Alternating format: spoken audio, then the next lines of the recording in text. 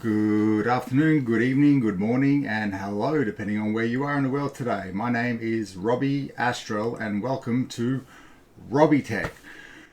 Alright, today we're doing a budget build. What sort of build are we doing? We're doing an FX Black 8350. That's right, one of those controversial AMD chips from back in the day.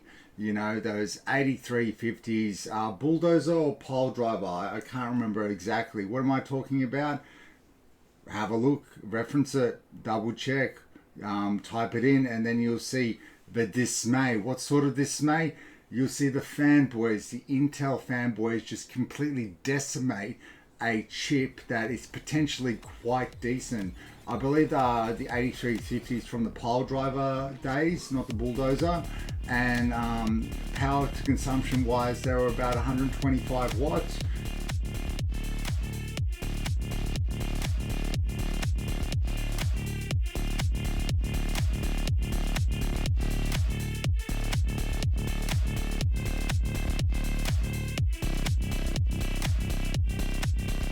As opposed to say an i7-950, which was about 130 watts. Their equivalents were said to be the third generation Intel i7s, which were 4-core 8-threaded processors. This is essentially an 8-core 8-threaded processor. They like to stipulate it as a 4-core 8-threaded processor, but it's more inclined to something not existing back in the day, just like say your 97K, your i7-9700, which is 8-core 8 threads as well. It is more on the 8-core 8 threaded side, the FX Black 8350 on a technicality, we should say. Okay, so what we got here is the motherboard that we will be using. Apart from that, I have to be very gentle, because here is our FX. If I have a closer look, our FX 8350 Black Edition AMD chip. And if we have a look on the other side very carefully, we're greeted with a shit ton of pins that we do not want to bend. There is a little bit of thermal paste on the side there from previous use. I'm not going to get completely iffy into that. We'll just give it a polish on the top side to make sure it's completely flat, or as flat as can be. So we'll put that aside.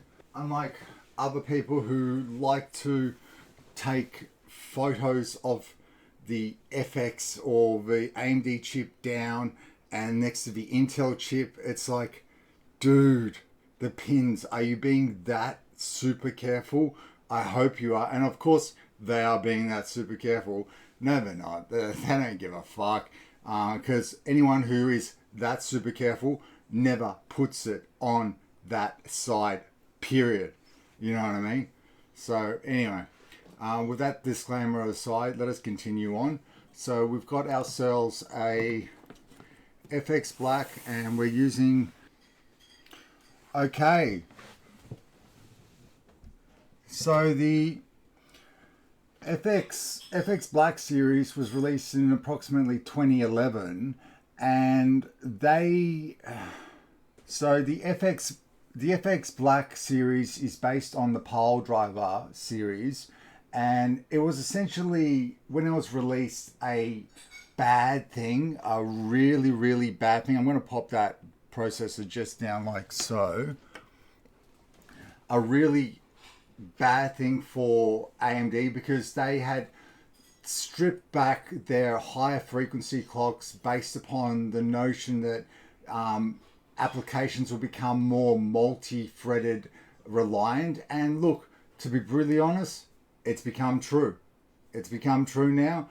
And the beauty about these chips, also, if you get your hands on them, is you can overclock them quite heavily if you got the right cooling. And the cooling wasn't as readily available or existed back in the day when these were first available, but nowadays we can get very good air cooling coolers such as the Dark Rock Pro 4 Noctuas and whatnot, let alone AIOs, which will fit AM3 plus sockets very securely and easily, and allow for that overclocking potential to occur, to bring these chips up to what is a relevant equivalent of an i7 third generation Intel chip, which back in the day the fanboys used to say used to S all over the AMD FX Black series. But with the pile driver, to be brutally honest, I think nowadays it holds its own very well, and probably a lot better than some of those third generation chips do, which are 4-core 8 threads at most, as opposed to 8-core and 8 threads extensively or exclusively.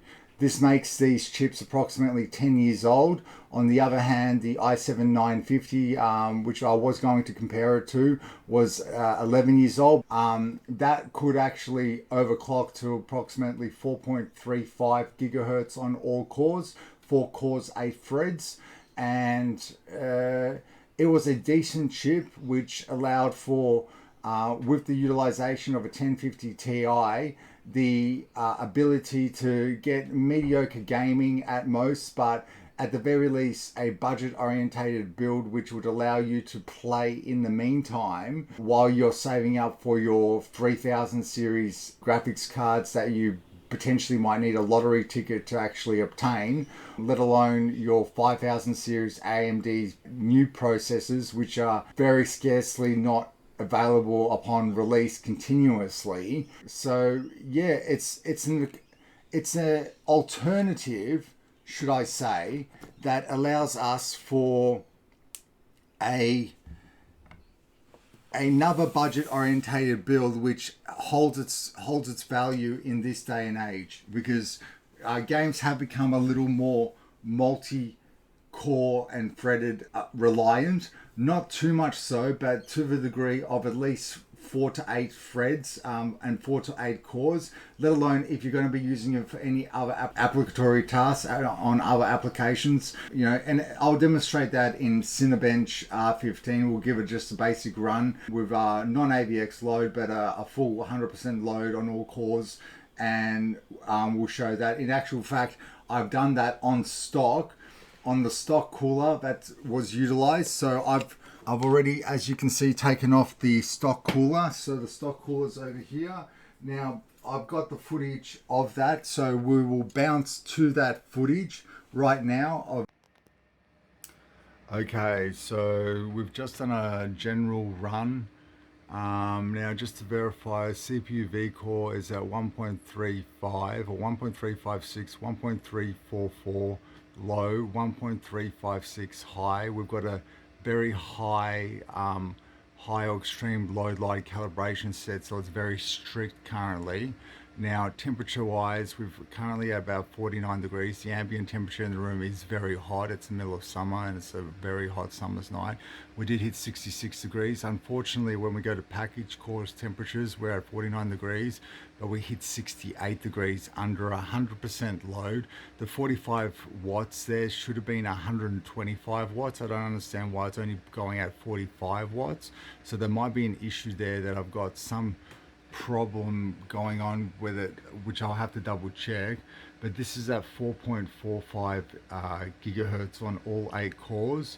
Currently it's on a variable speed as well, just with a basic addition of basic hard drive that is currently set up, was set up for an i7-950, which has subsequently moved on, and more about that later. But we just did a Cinebench R15 run just to compare, and our best clocks were for the 4-core 8-threaded i7 CPU i7-950 was 4.32 gigahertz at 660 points for Cinebench R15.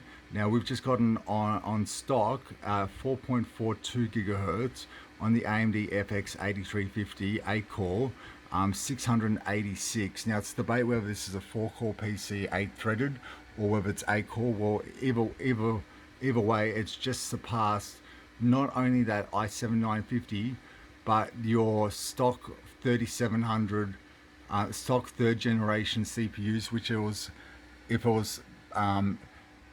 pitted up against back in its day. So we're just using currently a 1 gigabyte old Asus GPU. We will be, for performance purposes, for budget orientated system, we're putting a 1050 Ti OC into it, so 4 gigabyte MSI graphics card. Currently it's screaming with the stock cooler. We will, for performance sake, be putting on that Darkrock Pro 4, and yeah, essentially I'm going to do a build guide on, if you pick up one of these PCs, one of these chips, one of these boards, El Cheapo, can you get 60 frames per second in Fortnite currently? Is it possible, depending on with the GPU, that, you know, if you're trying to save a buck or two, you know, what sort of performance can you get while you're saving up for that primo PC? Anyway, guys, my name's Robbi Astral. Please hit the like and follow button and or subscribe. I appreciate all the love, and we shall continue on with this build. Welcome FX 8350 Black Edition. Let's do it. Let's go.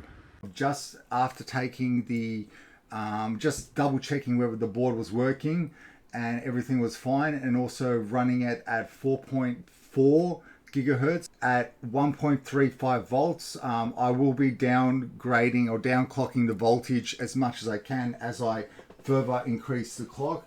But with this CPU cooler that we're going to be using, the Darkrock Pro 4 behind me, you can see the box up there. Hopefully we should be able to get to at least the 4.6 territory quite comfortably, at the very least, maybe even higher, but I doubt, for a stable 24/7 overclock, we're not going to push it too much further, but at least 4.6 or so would allow for a threaded load, which is high enough to handle the capacity of a single threaded high requirement, but then multi-threaded very, very comprehensively, very diligently will get through any task set before it, within reason. Now today, ambient temperature wise, it's about 29 degrees in the room today. It will be approximately 30 plus degrees outside, and it's been a heck of a night, and the computers are now running. So unfortunately, we are going to set a stable overclock. Well, fortunately, we're going to set this stable overclock on this FX 8350 chip within parameters of it being utilized effectively in a hostile environment, bear it say, or a hot environment that's an everyday environment where you don't get the luxury of using the air conditioning 24/7 and whatnot. So if you're in that sort of environment, then you know, understand that this overclock could potentially be taken slightly further to maybe 4.7 or 4.8, but temperature ranges are going to dictate how far we can actually go. And that ambient temperature, for every degree that rises, for every 1 degree ambient, well, for every 1 degree ambient temperature that rises, it's 0.95 of a degree hotter on your CPU as well. So, which makes sense, you know. Okay guys, so apart from the FX Black 8350 that we're going to be utilizing today, we are also utilizing, I don't know exactly how this model should be said specifically. We shall bring it into the forefront over here. So it's your M5A99X EVO Revision 2.0 Asus motherboard. So we'll give a quick walk around it.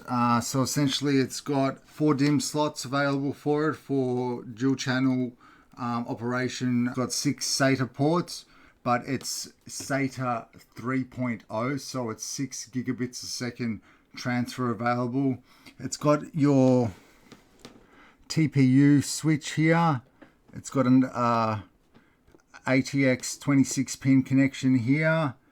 It's got your MEMOK button over here for your DRAM LEDs and whatnot. It's got an EPU switch over here. It's got Starting out, it's got your 8-pin. It's got an 8-pin, in this case, CPU power supply connection point here. It's got some decent heat sinks going from the south to the north bridge here. So interesting in that regards. Definitely RAM wise, this motherboard can handle up to 20 over OC memory up to 2133 megahertz. So we will be utilizing the full capacity of the motherboard itself, and in this case the CPU itself. Even though it specifies that the CPU can only handle so much, we're going to force it to handle 2133 megahertz into 8 gig slots at 16 gigabytes a piece, and we've already got that installed on the motherboard in both A1 and B1 DIMM slots. It's got CPU fan headers here. It's got an optional CPU fan header. It's a socket 942 chipped board. I've already got the Dark Rock Pro 4 standoffs in place, ready to roll. It's currently closed. I will open it once we are slotting the chip in. It's going from this side again. It's got another CPU header here, CPU fan header here.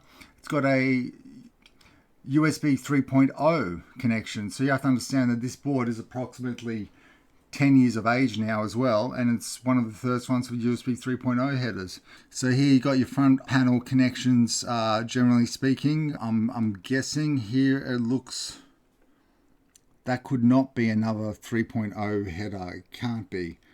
Supposedly there is another one on here, yet I am yet to find the exact, because they're very distinct. In fact, you have to be very careful with the pins on those headers. That they're easily broken, so if you don't have it lined up correctly, you may break it. So it's got also what we would call a direct key, otherwise known as an on switch, by the way. Then it's got a few USB 2.0 headers here. That's definitely for sure. Apart from that, it's got a BIOS FLBK switch, so BIOS flashback. It's got your BIOS LEDs and stuff applicable in this area. As we go around, it's got a few more fan headers on this side here. So only on one on that side. There's an optional one on this side to the CPU, and there's another two here. From memory, I'm not sure if one of these did not actually work or not. Now, on a side note, this is PCIe 2.0. On the other hand, and you'll get a 2.0 times 16 if you use 1. If you use 2, it'll be 2.0 by 8, and then this is a by 4, I believe, and these are by 1s in that esteem. So we can get ourselves some new school PCIe Wi-Fi cards adapted to it, but we've still got an old PCI connection, should I say, for an old school Wi-Fi card. Since we're running something like this, we might as well use the old Wi-Fi card that we've got available, because it's going to waste otherwise. So with that being said, if I flip her over to this side, you'll see that she's got her back plate already mounted as well, quite effectively. I will give everything one more screw, but make sure I'm not warping the board. I'm just double checking. It looks like there's a little bit of damage over here. Going to double check whether this is completely tight. Just not to warp it, but give it a semblance of rigidity. Okay, and we're off to the races, people. So how we're going to approach this, very, very simple. I will not do a full step-by-step guide, but we shall arrow. Now it's time to pay attention, people, because when I talk, this is when I like to make little mistakes. Arrow to arrow. Open her up first so that we don't bend the pins. It will swivel ever so slightly. That's making sure you've got it completely opened up. Place it in. Double check that she's in place. Give it a little swivel. Now I'm just going to drop it down and clasp it in. As simple as that. Give it a swivel. It seems to be in place. Excellent. Now we can give it a quick little polish just to make sure it's completely flat and clean. This was it was an alcoholic wipe that I was using. So, okay, so once we're at this level, essentially we can have the luxury of putting on the cooler. But before we do that, so we are using one of the Darkrock Pro 4 coolers that I've got up here. We're going to be using obviously the AMD socket. So I'll bring that across over here. Here it is, just for good measure.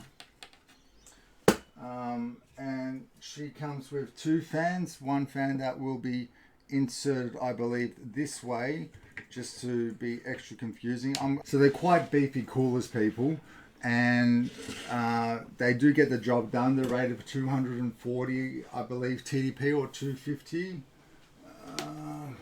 And they're no compromise silence and performance guaranteed with these. Also, the price, for surprisingly, isn't crazy as like your Noctuas and whatnot, especially your Noctuas, the black Chromax ones. Like, you're going to be spending about $70 more for those at the very least. So it's something to consider. And these will fit pretty much everything universally except for your Threadripper chips currently. So go for gold, people.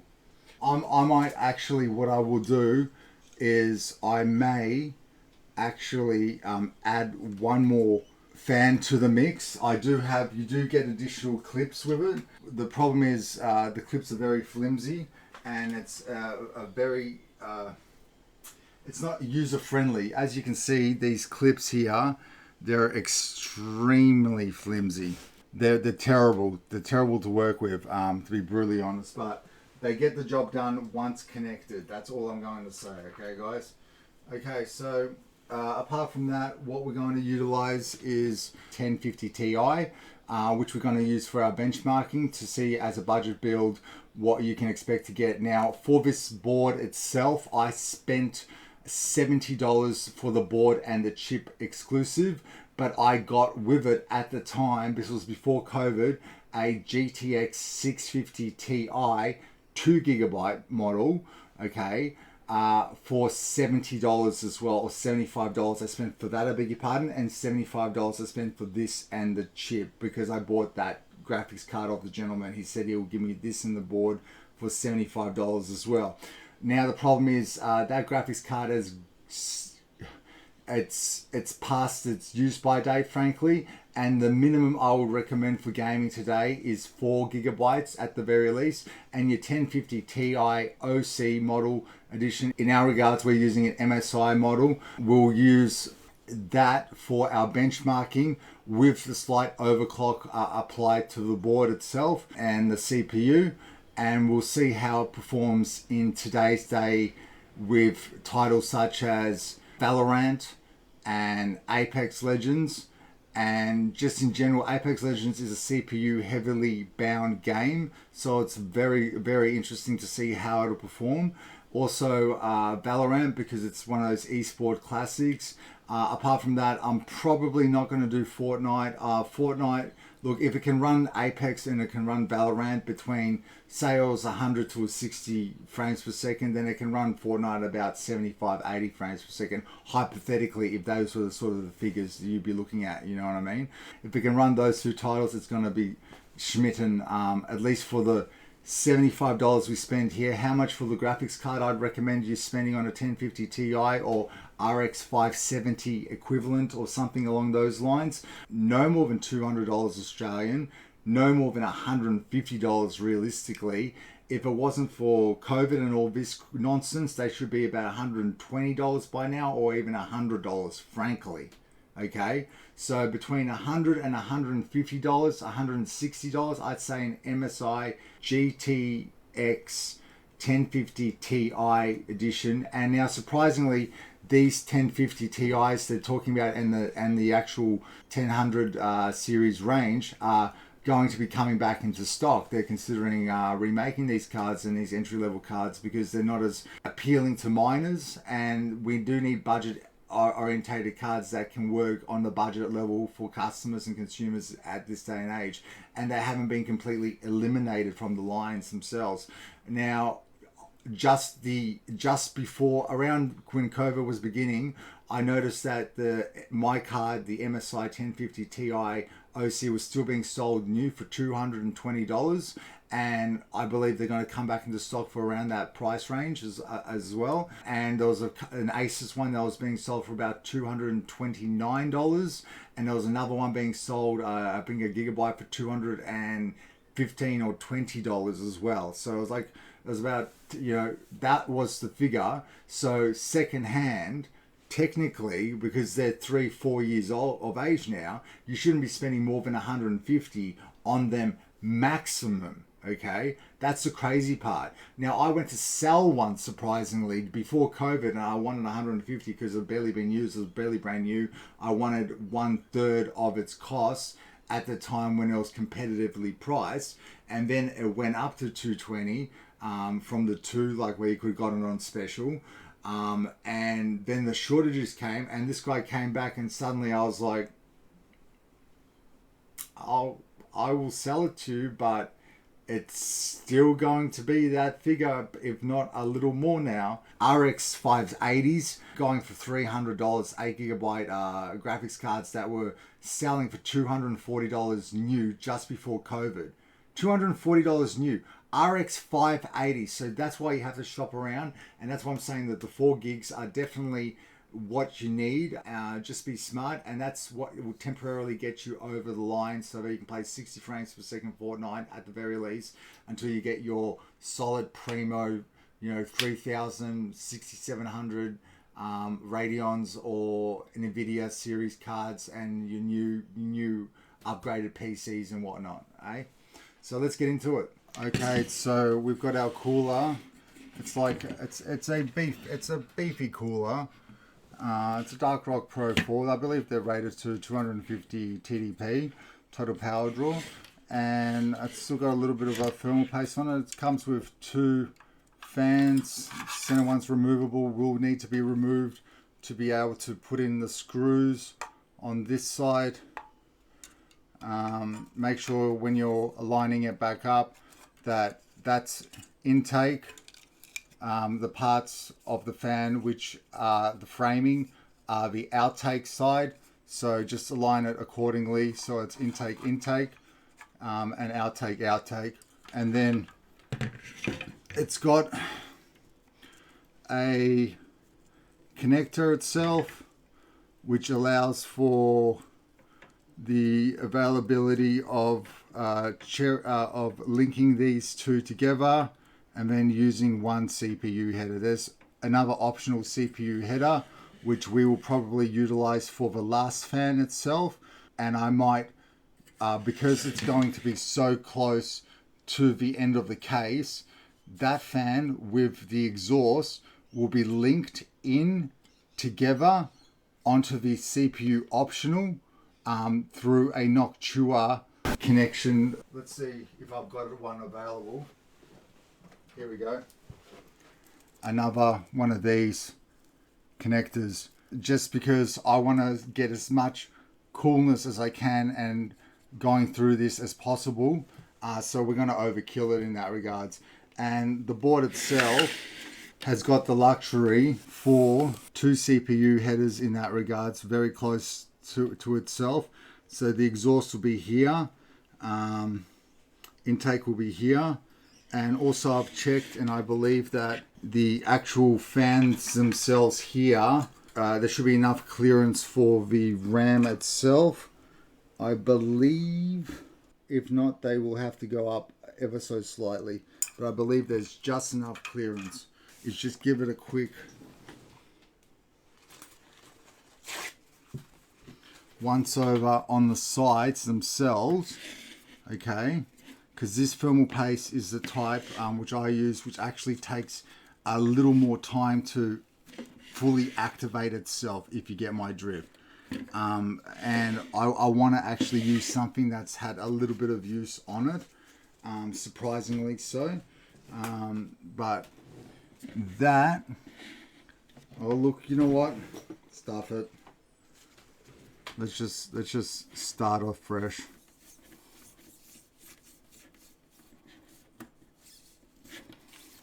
I'm like that, you know, like it's one or the other. I thought I'd save a dot of thermal paste as well, but will it firmly make a difference? It will after about 200 hours of usage, not after 1 hour of usage, frankly. So that's where they talk about the Arctic silver that we're going to utilize for this application. It's our secret ingredient, Arctic silver, and it's nor high in price nor low in price. This is your bulk pack. That's why it's no high in price or low in price. Otherwise, it's fairly dear nowadays, unfortunately. But it's still a 3.5 gram tube. You can get yourself one, I would suggest, for your next budget build, or you have enough left over for your primo build once you have the cash for it. And yeah, essentially what we're going to apply is a P plus some. Right there.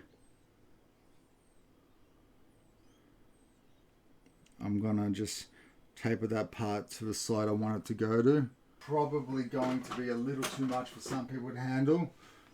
For me personally, I like to play on the side of non-caution, and I like to just go crazy, you know, because we're going to overclock this. Anyway, so I'm going to get this ready. So Be Quiet logo facing towards me. Okay, board essentially upright, like it would be if it was upright. So depending on the angle and how much you can actually see there, let's have a look there. You guys can't see anything. That's great. So essentially, the Be Quiet logo will be facing me, so it's upside down for yous. And continue on. Oh yeah, I was going to quickly give you guys a rundown of the board itself real quickly. So just before we continue on, you've got an ATX connector here, CPU fan header here, TPU switch here, USB 3.0. So it's almost a 10-year-old board. It's got USB 3.0 headers for the front panel, for example. 6 SATA connections at the 6 gigabits a second, so it's SATA 3.0. Very good, very decent. That is standard nowadays, but luckily the case for this 10-year-old board. Front panel connectors here, USB 2.0 headers here. It's got a BIOS FLBK, so it's a BIOS flashback. It's got a direct key, which is essentially an on switch. It's got a little chip here, which I believe is the boot device, which is your motherboard BIOS. Make sure this chip thing is put in correctly, because otherwise you will not be able to, your board may seem bricked, but it won't actually be bricked. Maximum capacity overclocked RAM of 2133 megahertz. That's what we're utilizing today. 2 8GB modules in dual ranked mode. So it's got your MEMOK DRAM LED switch over here. It's got an EPU switch. It's got 2 more CPU fan headers over here. It's got your 8-pin CPU connector for power. It's got decent heat sinks for both your north and south bridge over here. So that's pretty cool. Connections wise over here, all it's really got is 2 3.0 ports. The rest are 2, 4, 6, 8 2.0 ports, I believe. The red, don't let that confuse you. It's not 3.1, unfortunately. But there is eSATA connections available as well. 1 gigabyte LAN, and it's got your 8-channel stereo connections available, as well as your old school mouse connection and keyboard connection combined. So interesting board. It's got plenty more CPU fan headers around the place, as well as PCIe 2.0, 16 on the first slot, 8 by on both first and second slots, and it's got singular PCIe slots available as well for new school cards, on top of the fact that it's got also a PCIe card available, which we will utilize for instead of throwing to the jump heap, we'll utilize for our Wi-Fi, and we'll game off the Ethernet connection. But Wi-Fi wise, there's no use throwing this out. We can get a connection on it if this hopefully works. I believe I've got another one around the place somewhere. So I know one of them worked and one of them didn't. So we'll see how we go. So let's get this, let's get cracking before it gets way too hot today. Frankly, it's gonna be scorcher. So we're going to first things first. I'm going to be turning around a lot. Make sure that's centered.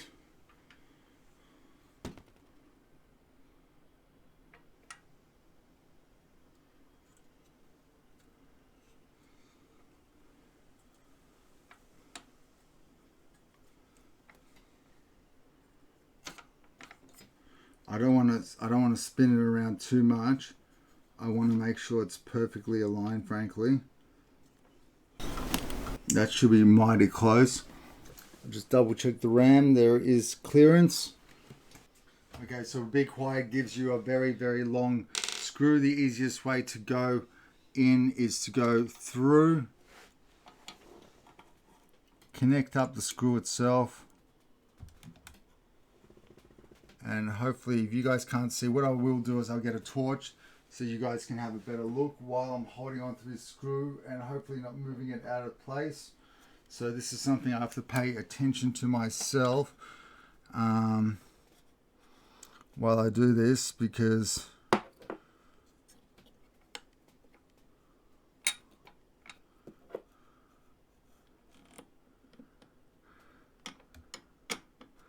I wouldn't need the light. I'd be going by feeling. But we'll see how the light helps us. At least have you guys. So I'm not going to go too firm. And the same thing I'm going to do on the opposing side. Thread it through.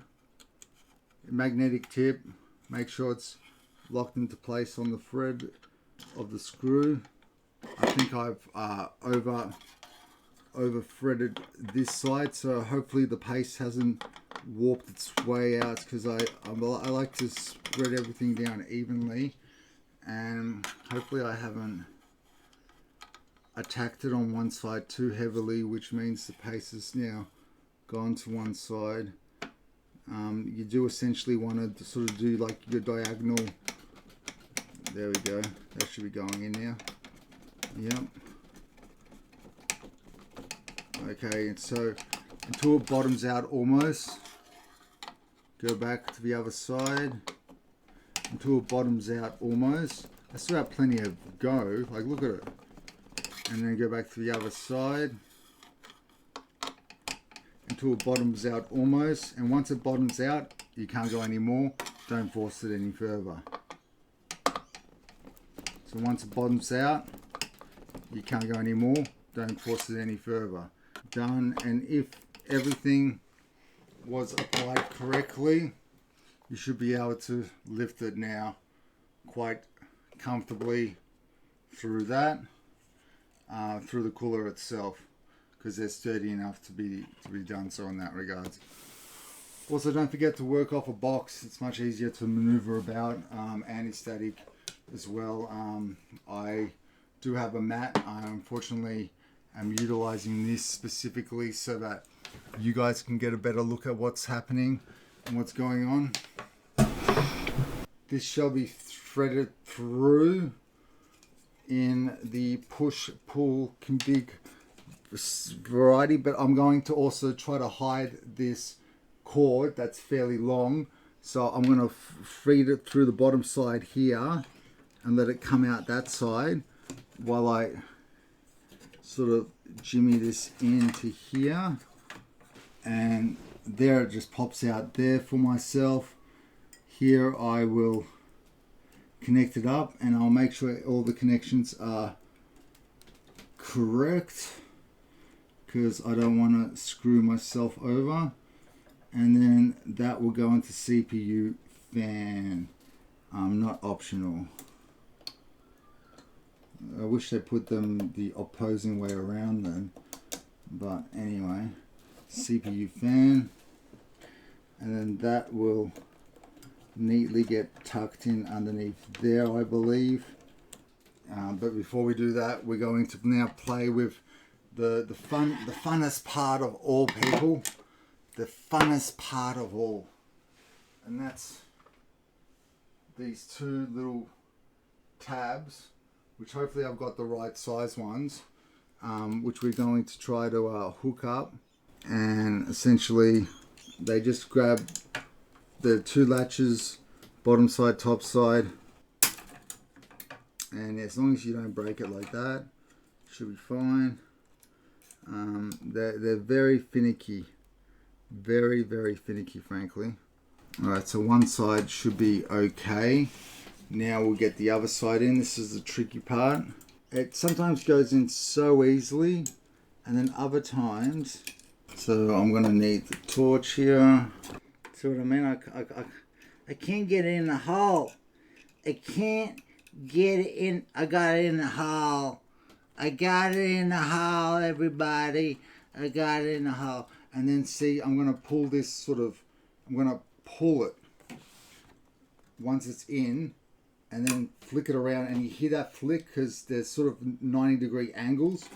Lift it up to roughly the same height. Hopefully it's on the same level, and slot it in there, and then just give it a little push from both sides to make sure that it's sort of free, and should be able to spin fine. Double check underneath if it's not too low, definitely not too high.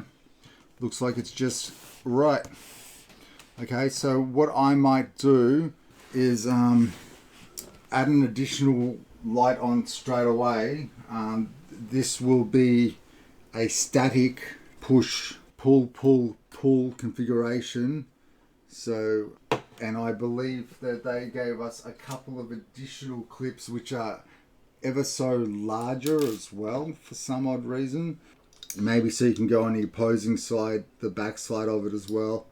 Now I'm going to have to deal with the CPU pin very cautiously. I don't want to put that in the wrong way, but also damage it while I'm doing this.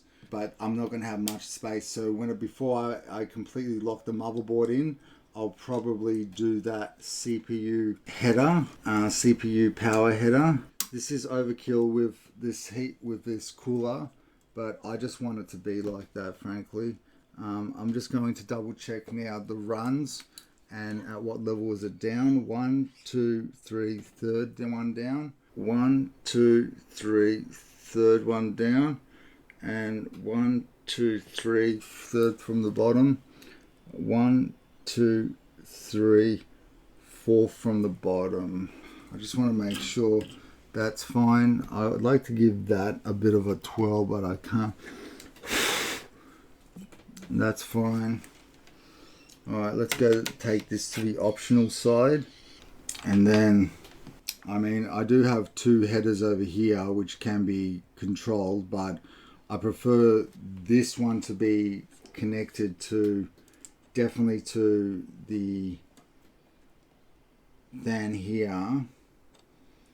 And the optional one, there's two over here. There really should be two over there, frankly. But the optional one, that can go there. This does have RGB, a white RGB glow to it, but the backside exhaust will have a white glow to it as well. So I think it won't necessarily match, but it'll contour it effectively enough that it won't be too much of an issue. You might be able to actually see the cooler doing its thing for a change, considering it's going to be overclocking and whatnot. So we'll leave that ready to connect that part up to that. That means we won't have to run it. We'll connect this exhaust to here, so that'll be classified as the CPU optional. This will be the CPU intake. It'll be all one CPU massive thing in unison running. then these optional ones here don't have to be played with along with the graphics card and trying to hide it around there. Essentially, it'll be a cleaner image in that regards as well, as best we can on the budget orientated build that we're building. So yeah, there's just gonna, as you can see, there's very little room to access that CPU power pin connector. So I'm gonna have to do it before I put it down into the case itself, and then sort of swivel it across. We're not benchmarking this, we are actually putting this in the case, people. So what graphics card are we using, you may ask? Well, we did test it with a old, what was this again? An old GTX 560, 1GB of GDDR5. Yikes, and it won't stand. There's no way for it to stand. Look, like it won't stand. Like, this is how you must have it stand. So yeah, like this is pretty cool, nifty looking card. It looks very clean, it's very new. Look, just for display purposes and that, USB, HDMI, stage 2 DVI cables, just for display purposes, it's going to do the job, you know, regarding your web browsing and everything nowadays. If you don't have an integrated graphics card on your CPU itself, so you need a discrete graphics card, then, you know, $15-30, you shouldn't be spending more than that. This, on the other hand, though, if you look at it on a comparison level to, say, this, you can now start seeing that, I mean, regardless of the fact that this has got 2 fans, the quality in this Asus product here looks like, if you don't know what you're doing, suddenly this for 150, okay, because that's how much it costs, someone might be asking for you to pay 150 for this, trying to pass it off as this. Do you get me? So you have to start being very wary and very vigilant in these sort of approaches to secondhand parts, by doing your research diligently at the very least, because we can start going through cards. For example, this has got a HDMI. This is just a little gigabyte card that is surprisingly, it's got the same amount of RAM as this 1GB one here. It's got a HDMI port here, but it's also got a VGA port in that as well. So it's something to consider. I use these just for testing purposes and whatnot. I've also got I had some really nice old school cards available, which were a bit of fun, you know, like if you got something like this in blacked out, you'd think it might be, you borderline without looking at the DVI slots and double checking what exactly it's running, you borderline might get confused and think that you're buying a new graphics card because of the size of them or whatnot. So you have to understand these things and sort of be vigilant. And you know what, for the purpose of salvage and e-waste minimization, some of those old cards are actually worth more than the gold people utilize or try to take to salvage from. Like some CPUs like that, like AMD 64 Athlons, I believe the first ones of an era, you know, that were better than Intel. Look, the debate is the debate with this build is that the FX 8350 and the FX range in that regards had so much left on the table regarding the overclock ability of them being unlocked chips. The multi-core enhancement that Intel couldn't compete with in its day, on the same equivalency, okay? And the fact that the fanboys from Intel just completely decimated AMD and allowed any traction. Did they regret that? Yes, they did. Why did they regret that, people? And this is an important note to take home. Why did they regret that? Because people, they ended up causing a monopoly to exist.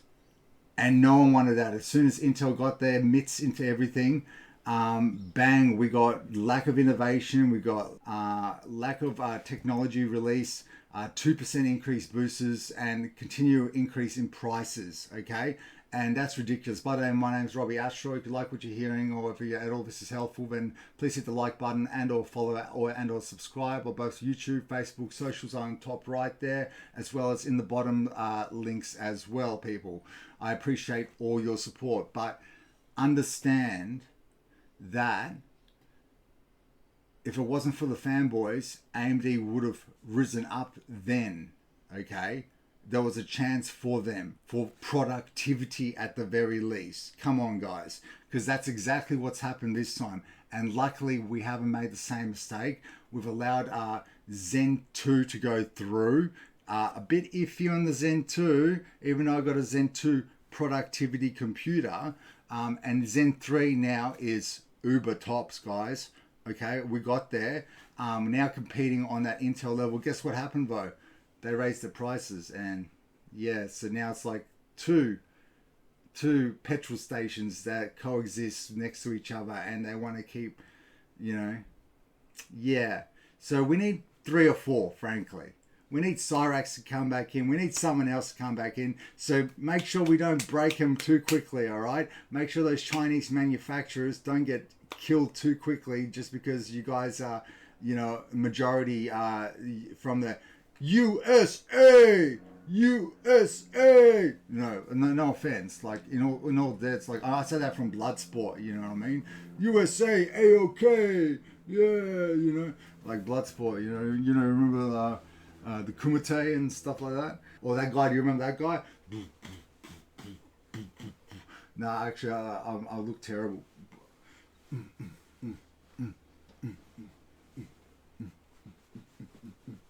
Anyway, we'll edit that part out. Okay, so where are we at? Well, essentially, we're going to keep the graphics card aside for the time being. Okay, and we're going to say to ourselves, what's in the box? In the box today, and what box will we be using is the question, eh? Oakley dokley. So power supply, what are we using today? What I would recommend is probably no less than a 450 watt power supply. We've got ourselves a 650 watt smart thermal take power supply, which is bronze rated, so it's not modular. It's non-modular. So that means it's got the cables attached to it. What am I saying? Which means we haven't lost any, but it's just something to be. That's where you'll save some costs. They are low profile cables at the very least, and we should have plenty of space in this second-hand case that we're utilizing. Make sure that the 0 is the off switch. It doesn't signify that the circuit's closed. It signifies that it's off. That's the on switch. So keep it on the off switch while you're working with it. You can see the nice thermal take fan in there, fairly decent. It's got exhaust as well area, so it's going to be facing downwards on the fan that we're going to be utilizing. On the case that we're going to be utilizing. I spent $40 on this, so in total, if we put aside the Be Quiet cooler that we can take to our new build, essentially, then we spent $75 for the motherboard and the CPU, $145 for the graphics card, which brings the total to $150, $220, $40 for the power supply. This was pre-COVID, so $240 to $220, sorry, $240, $260. And then on top of that, we've got ourselves a 500 gigabyte SSD, which we can utilize for storage in our newer computer as well. It's not an NVMe, but it's an SSD, and it's seriously needed to get that boost in performance that we want to access our files and our games. Get a terabyte if you like, but for NVMe purposes and boot purposes, you'll probably use a NVMe on your new drive, and this will just be for as your secondary source space, or your third option depending on if you want still a hard drive with a spindle or whatnot. So we'll pop that aside for the time being. I did not ever receive the IO shield, unfortunately. with this computer, but it's not the end of the world. Just make sure it's not in a place that, you know, a lot of nasties can get to, or you know, any prying fingers in that regards. Apart from that, let us continue on with getting our case out and what we've already got pre-assembled. Go in and we'll grab our, if I can actually get to it. So here's a cup, here's the lid and the whatnot,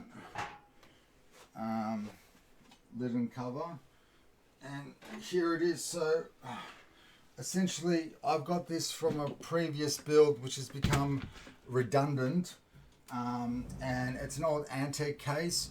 I spent about I got mates rates on it. I got it for $10. Okay, it was a piece of crap. It needed work. This front part here still needs to be stuck in some way, shape or form.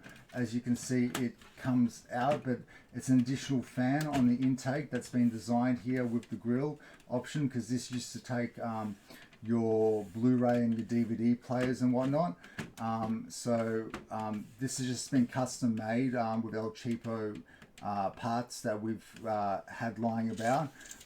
Plenty of these panels and whatnot I've still got available. It can take a 240 rad, but on the other hand, there is plenty of space for cable management here, and we will get some decently styled cable management happening here, which will go down essentially down here, through here. The grommets are everywhere here. The problem with this case is it's so long, the top slide for the CPU power, that if I plug it in first, it's going to be very finicky to actually get it all the way up. It's very long indeed. And this CPU header here is not short to begin with. We're going to have to do some magic there. On the other side, another reason why it's only cost $10 was because it was missing all its drive bays in that sense. It's got nothing there. So I've had to do a little bit of a makeshift, and I had some old drive bays myself, which just fit within a data adapter per se. So it's like, and it just gave it that rigidity as well, and that can go through into there. For the time being, we may as well already chuck it in there if it holds itself. If not, we'll put it in last. If it was a spindle drive, like a hard disk with moving parts, definitely would not, unless it's being locked into place. Come on, you should be able to get in there. There we go. So I can apply some pressure down, but I can't apply it upwards. Upwards, I will lose it. But there we go. That's in and ready to rock and roll with, and that will go to about there. Yes, should you get your drive in first, should you get your motherboard in first, you should, but I'm gonna make sure that I'm sort of spaced out accordingly. When I insert this motherboard, I want to have that CPU header essentially. Where is it? I want to be able to plug that in instantaneously, and there's no use connecting the motherboard in if I'm not going to be able to reach that spot there. And I won't be able to reach that spot there once I've got the exhaust there along with all those fans. Do you understand? So I have to think ahead right now to get this job done correctly. So anyway, first things first, there's plenty of space because of the stands and whatnot. Whoopsies. The fan can be facing down, but what I will have to do is think ahead, and I will have to thread through CPU power plug, is what I've been trying to say this whole time.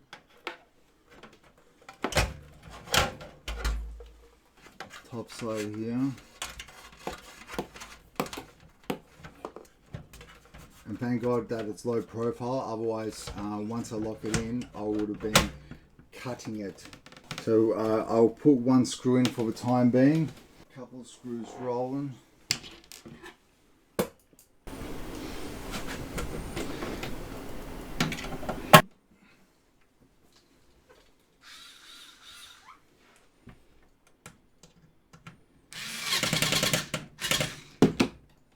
Yikes, that's threaded up way too high. Sometimes, you know, electric ones aren't the best. You see those, I like those small ones, which they cost about $80 Australian for the proper ones. But they're actually designed for laptop, and I see people use them in builds in general. And I guess there's no rule for it, but I don't know, man. Sometimes they're more fiddly. Surprisingly, it's just more for show, frankly. Anyway, let's so we're gonna try to get this up as much as we can, and I have to make sure that I connect this properly. Also make sure that the standoffs are connected properly. ATX, our 26 pin, so we'll pop that through here, straight up. The grommets are coming off. What's up on this side?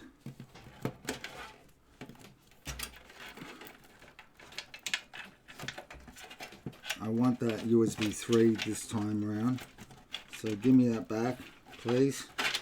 Thank you very much, Case. Case has already got a mind of its own, jeez. So here we go, like so. That'll get pulled through to approximately the spot that the 26er goes into.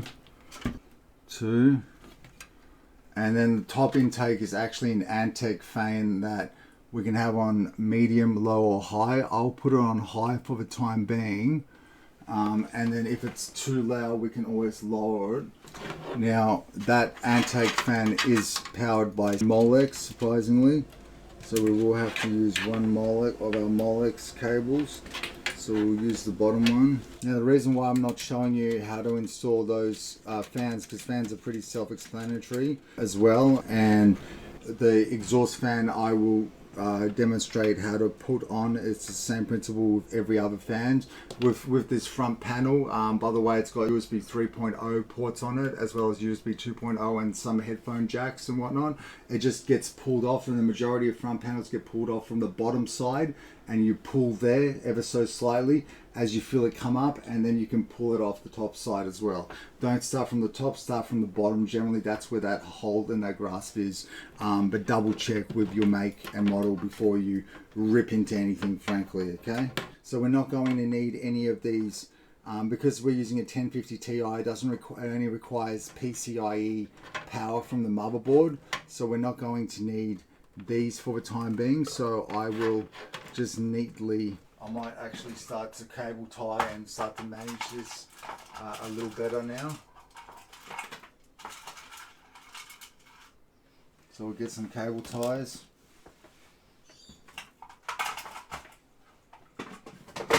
Now I apologize if I start to sweat. It is going to start getting hot in here. I'm trying to keep the air conditioning off and the fan edge off.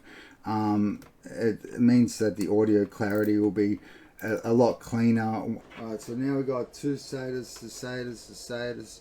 So let us grab the cleaner one. That'll go through here, I say.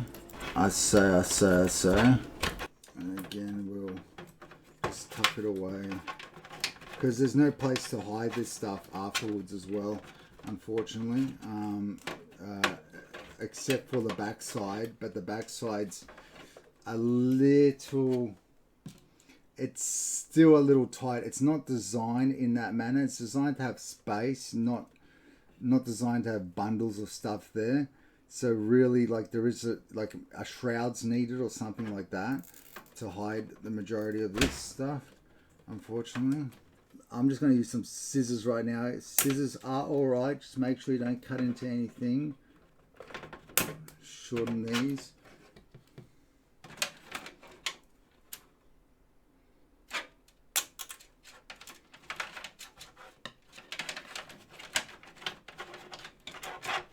We'll connect the SATA connection.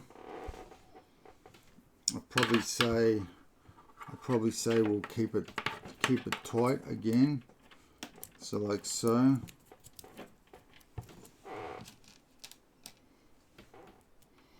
start to manage. So if the case suddenly almost falls off the desk, it's because I'm working on the white desk per se without the safety mat on it. Why would I not use a safety mat? Because I'm thinking about you guys and how you guys might actually visually see stuff better or worse. Is that stupid of me? Yes, it is.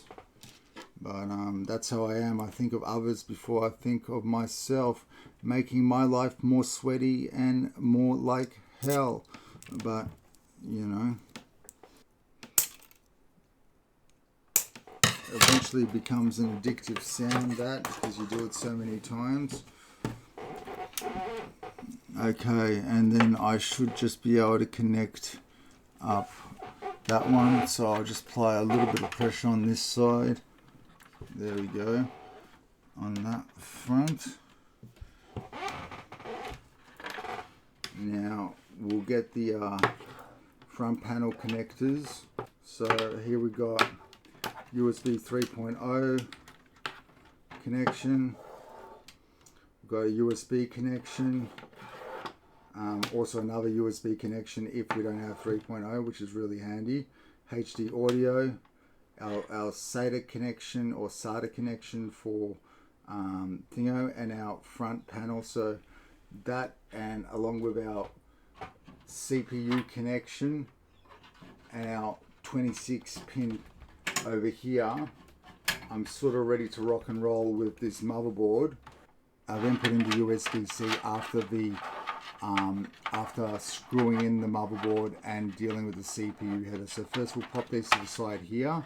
And I might even, in fact, put the back lid on it for the time being, just to hold certain bits in certain places as I deal with the rest of it, frankly. When I start moving it on its backside, all those cables are going to lose their positionings. Let's make sure the standoffs are all somewhat screwed in. This is going to be the trickiest part. You can see that part there, and that's the top side of it. You're going to miss a little bit, but you'll be able to see me trying to connect that CPU header, CPU power, goddamn, cord into place. Now, realistically speaking, this is something that you want to be very careful with.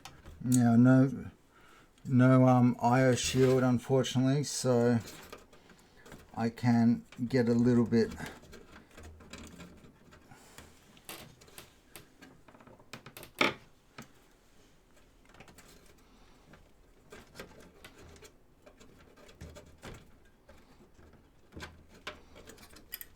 that should be fine.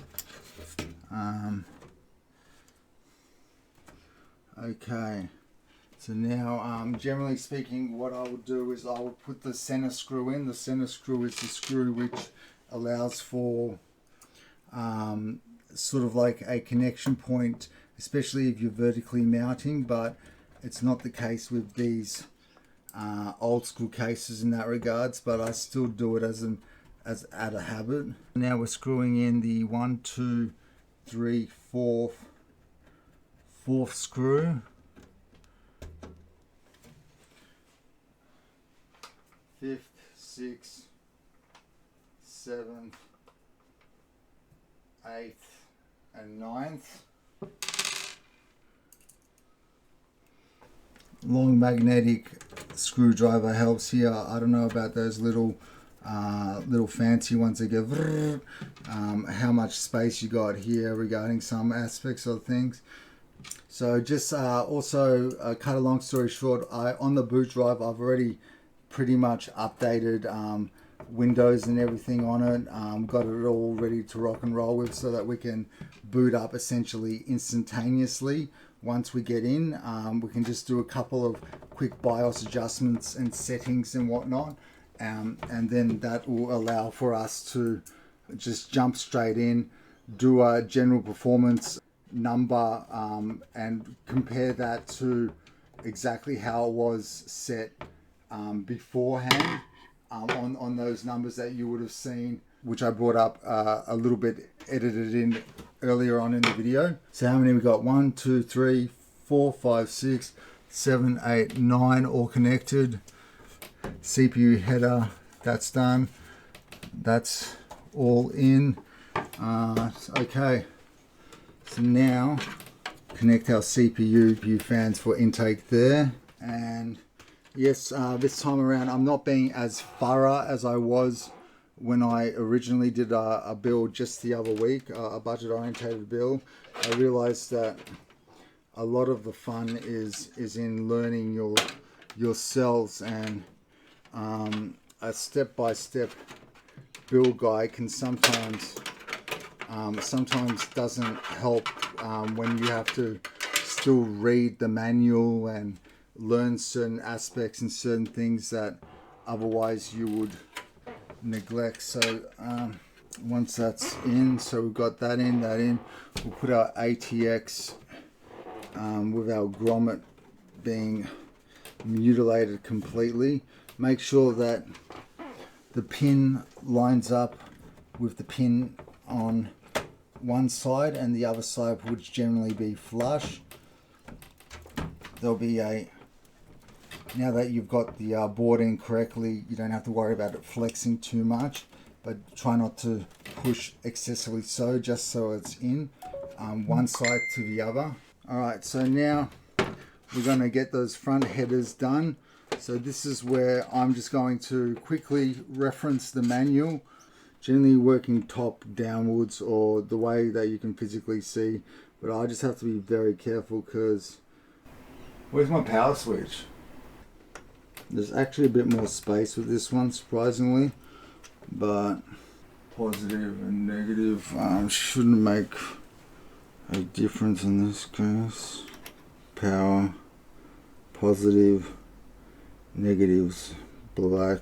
Okay, this is front panel connected almost. One more, which generally would be together, and then sort of clump them all together and push downwards, make sure that they're all in. Be careful on the connections. I need to open it up now to get to, well, what I will do is I will install the graphics card now, but I do need to get to the front audio connector, so because that'll annoy the hell out of me even though it won't be used.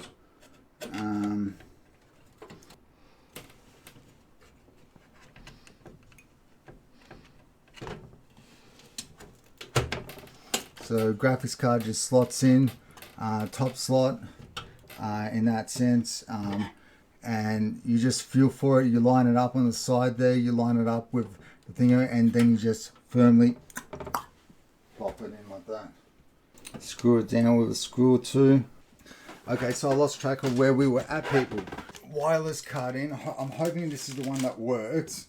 Lol, that just goes in the PCIe slot. Surprisingly, not the PCI, no, the PCI slot, not the PCIe slot. Look at the difference, man. Have a look in your manuals, guys, if you have them still.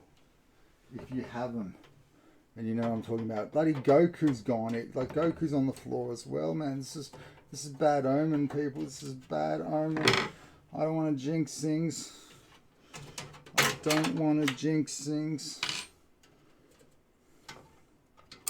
Okay, let's slot that in there. I hope this is the one that works. Either way, we'll get some working, and then I can cover this top slot here for the time being, just to clean it up. Bottom one, I'm going to have to find a spare one for. Okay, there we goes. There we go. So now we need the HD audios.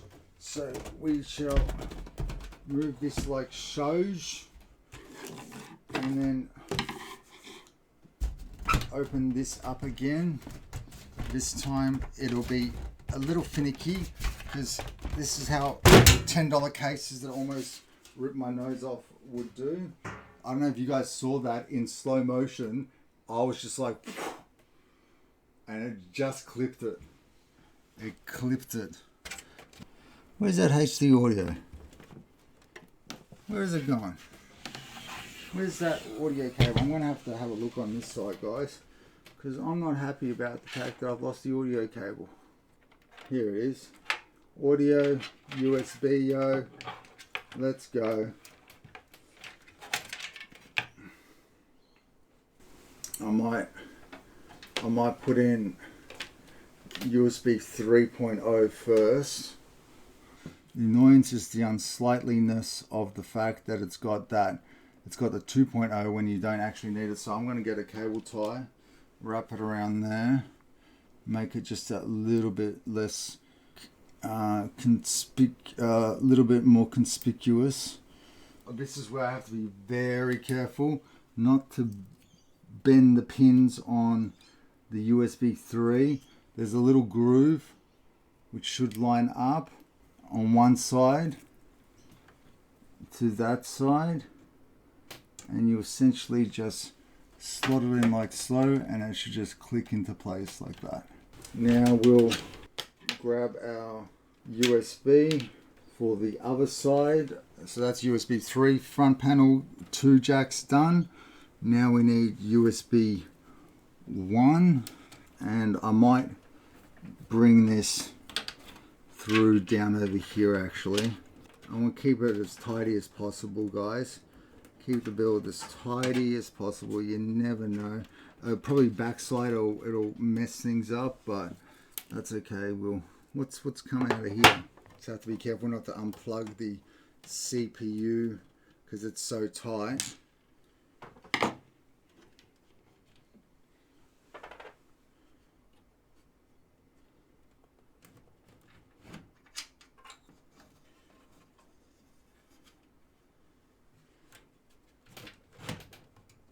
There we go. Plug that back in before we lose our way.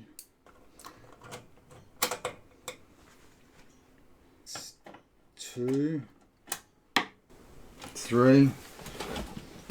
I need one screw. I actually need 2 because one looks a little bit rusty for my eyes, frankly. I don't know about you guys, but like, you know, if I'm using new parts, old parts, I want them to be the best they can be. Does that look rusty to you? I need to actually get up and see. Does that look rusty? Looks rusty to me. Post-apocalyptic era. I would have preferred all black, but I'm running a bit low on the black ones currently. So once you go black, guys, you don't go back, frankly. Black Chromex, you know, spend an extra 70, 80 bucks blacking everything out, and then RGBing it, and then you realize that the white's the most reflective, and you need to have a white build next. That's how it goes, guys. That's how it goes. Okay, so we got enough space there for the time being, and then there we go. We double check all that positioning. Grab that. Is that in and even? Is that in? Is that in? The CPU is in properly. I fried a computer the other day because somehow it went in like butter, and we need to put one exhaust in, and yeah, essentially, even professionals can make mistakes, novice mistakes. It's just when you're not paying attention. In my case, I was trying to teach step by step how to do everything, and by doing so, I actually stupidly wasn't paying attention to myself rather than paying attention to what I was saying. So that's why I'm not being as forthcoming with everything, every single little step today. 4 fat boy screws that we need. Exhaust fan. So I've used the exhaust I was going to use on the CPU cooler, haven't I? So that's something that we're going to set up in there. So I'm going to see if I've got another Antec one, surprisingly, but I think I need another static, another white one. We've got another Corsair white O one. She's a little bit dirty, this one. She's ew. Ew. Maybe we should wash her. That should be enough space there, like that. So just give it, twine it on itself, and that way you won't have any slack regarding the cord. Just a little bit here. When you're doing fans up as well, try to be vigilant not to over tighten, especially if there's no rubber grommets or anything, because that's when you can warp the fan, causes more vibration. But don't under tighten, because that'll cause vibration as well.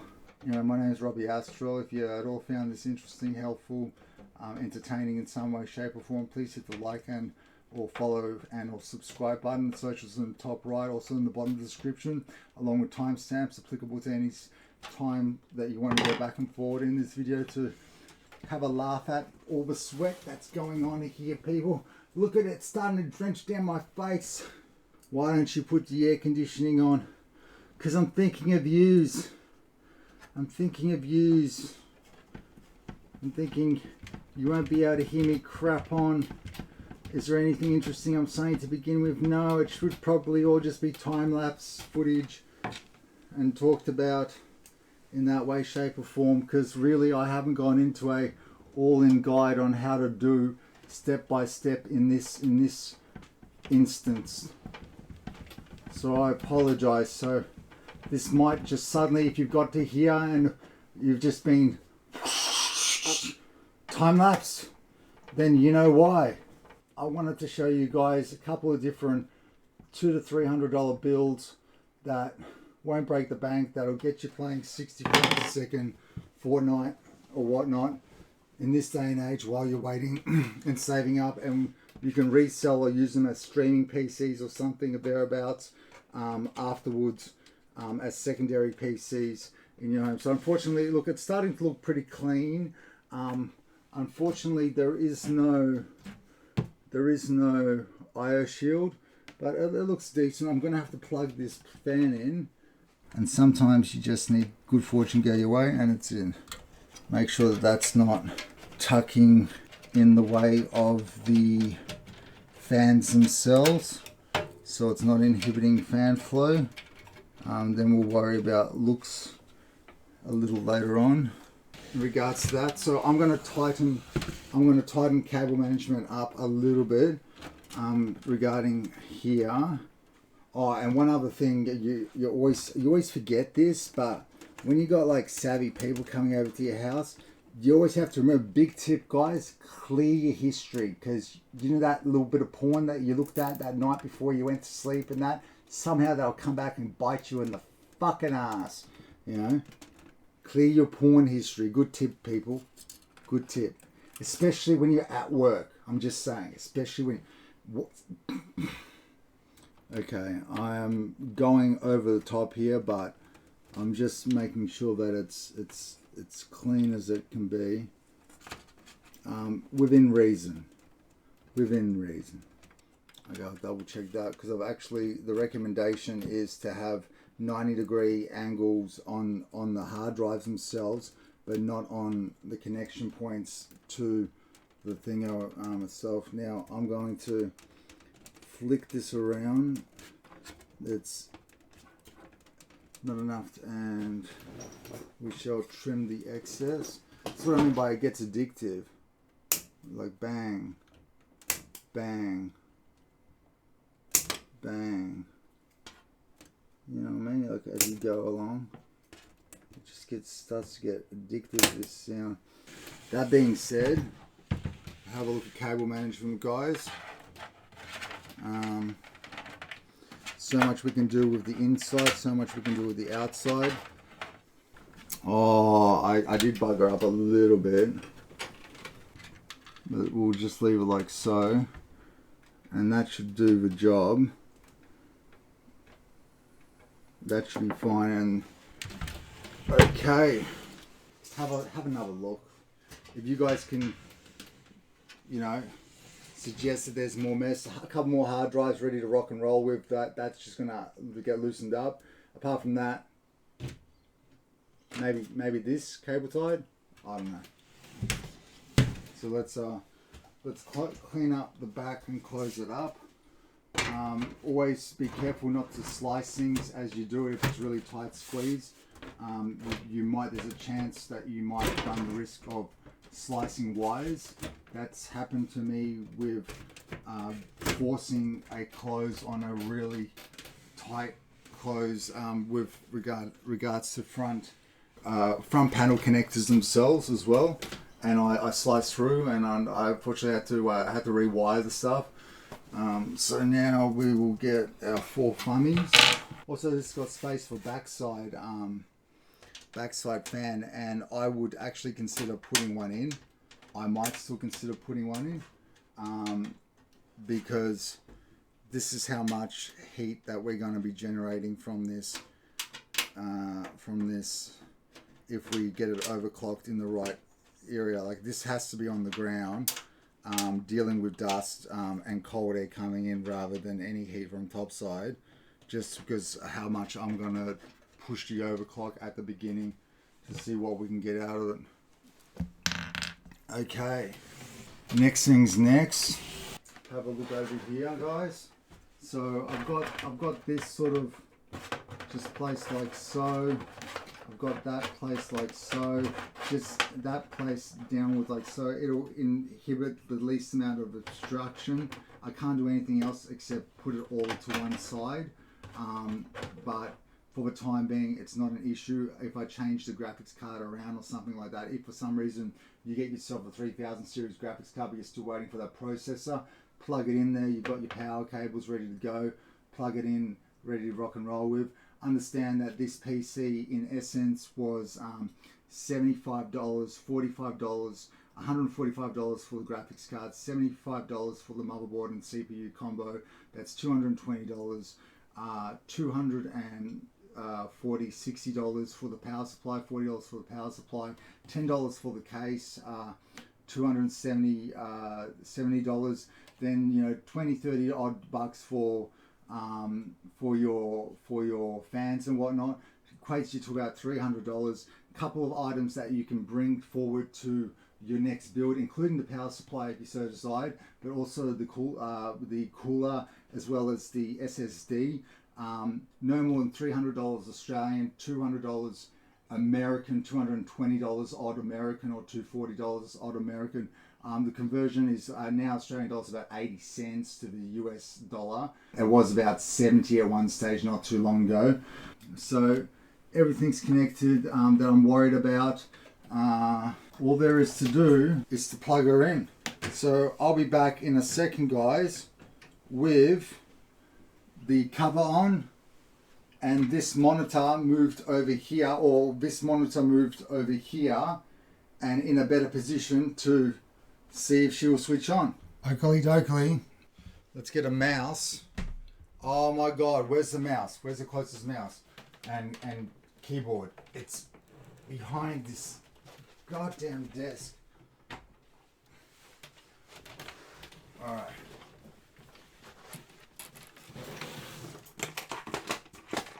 So here's a mouse. Here's a gaming keyboard. Just what we need, people. A mouse and a gaming keyboard. What better things to test? If our computer can run Apex Legends and Valorant, what better to test it? Alrighty, so to cut a long story short, we're at the point of no return. I'm going to check if that works. There is power to the monitor. Have we got visuals on this? Okay. On the other hand, I am going to add a touch of ambience to the room itself. So we're going to turn that off, and we're going to turn that off there. And then we're going to flick this switch, let some power on to the motherboard itself, and we're going to cross our fingers. We do have a green light omitting We're going to press this on button and we're going to see what happens, people. Let's cross our fingers. By the way, my name is Robbi Astral. Please hit the like button and or follow if you found this video at all helpful and or amusing in any way or entertaining. Let's go. Boom shakalaka. I have to make sure that all those fans, and we'll get a closer look in a second. I'm just going to head into BIOS in a second. Get into BIOS, make sure all those fans are working adequately. F1's run setup, please. Yes, please. And we'll go straight into advanced mode, F7, and into advanced mode, please.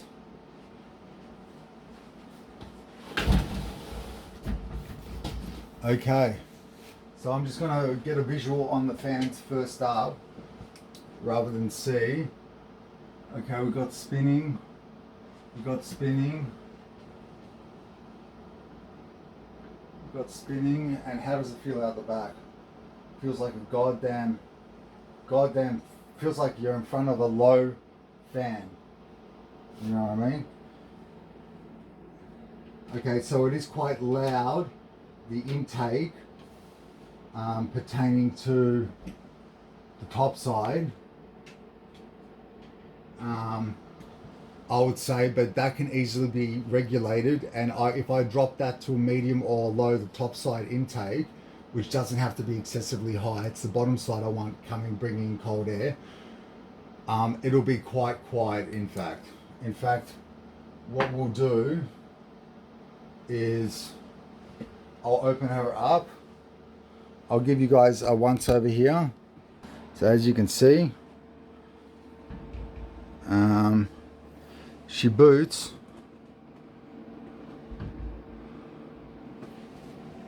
What I'll do is I'll open her up and we shall quickly put her on low there. Regardless of the fact that we're overclocking, I feel like that noise is going to be a little too overbearing. Now you drop, that's medium, that's low. We'll keep it on low top side.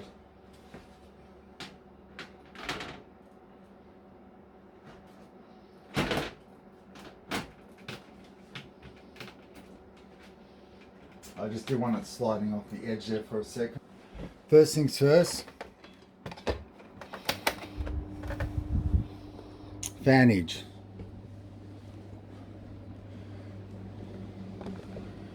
I've got fans everywhere, all right?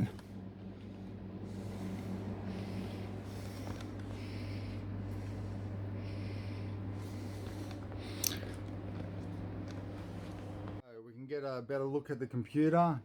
Here she is running in all her glory. We're going to set up a few things in the BIOS now. You guys are more than welcome to hang around with me while we quickly just double check a couple of the settings in BIOS to make sure that it's running fine from the onset, and then yeah.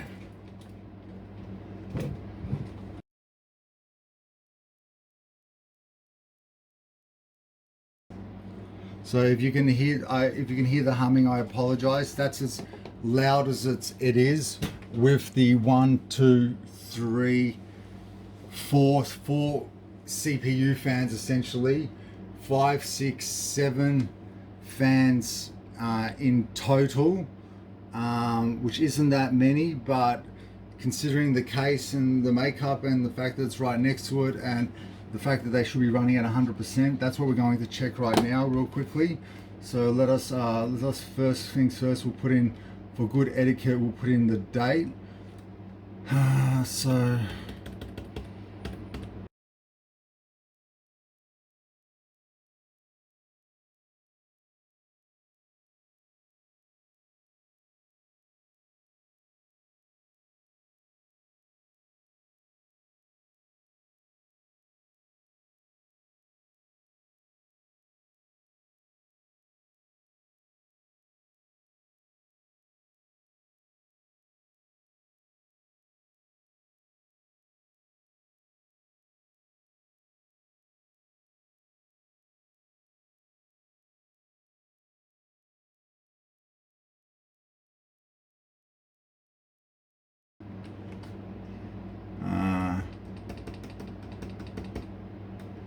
10:15 is it? 10:15. Security. Alright, so first things first, we're at DOCP profile, and we've hit it at profile 1, which is DDR3 2133 at 91111 at 1.6 volts. So we're going to hit it at its maximum. Now the thing is, that's 2133 megahertz. I will try to push this a little higher rather sooner rather than later, but in the meantime that's high enough for the time being. Also I've got target CPU speed at 4400 megahertz. I'm going to leave it on the same settings, essentially all auto regarding certain things, except for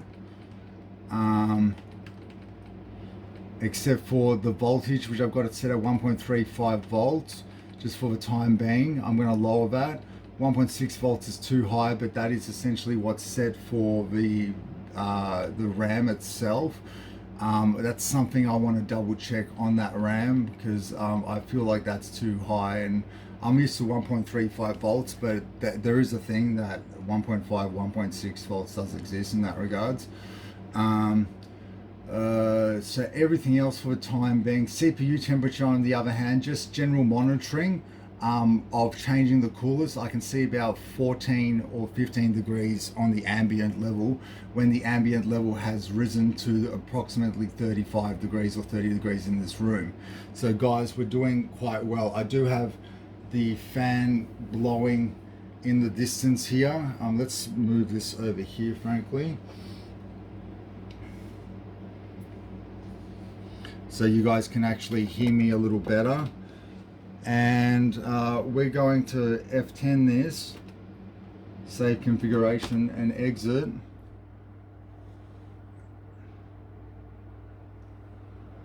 And then I'm going to F8 and hit boot sequence.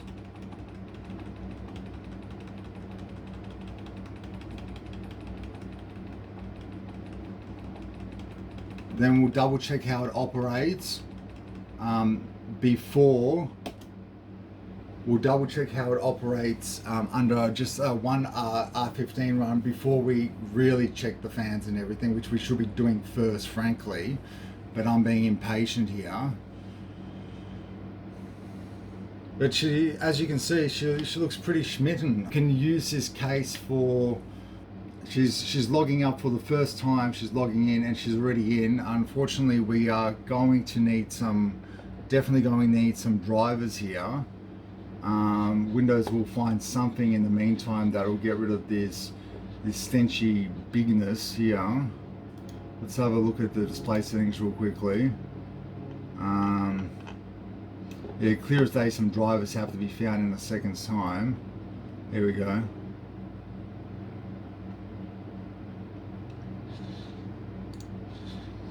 Alright, that's looking a little tighter now. We'll go to all settings real quickly. We'll go to update and security. Actually, no. Before we update anything, we'll do one Cinebench run, but I will be monitoring it for monitoring's sake at the same time, so it won't be as good as it can be. But understand that the last time I did this, it was in the same circumstances. So exactly the same circumstances, and we've got a 686, so let's run it now.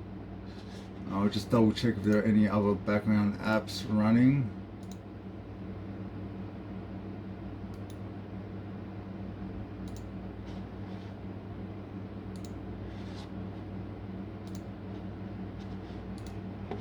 Okay, run. And I can just check the temperatures at the same time.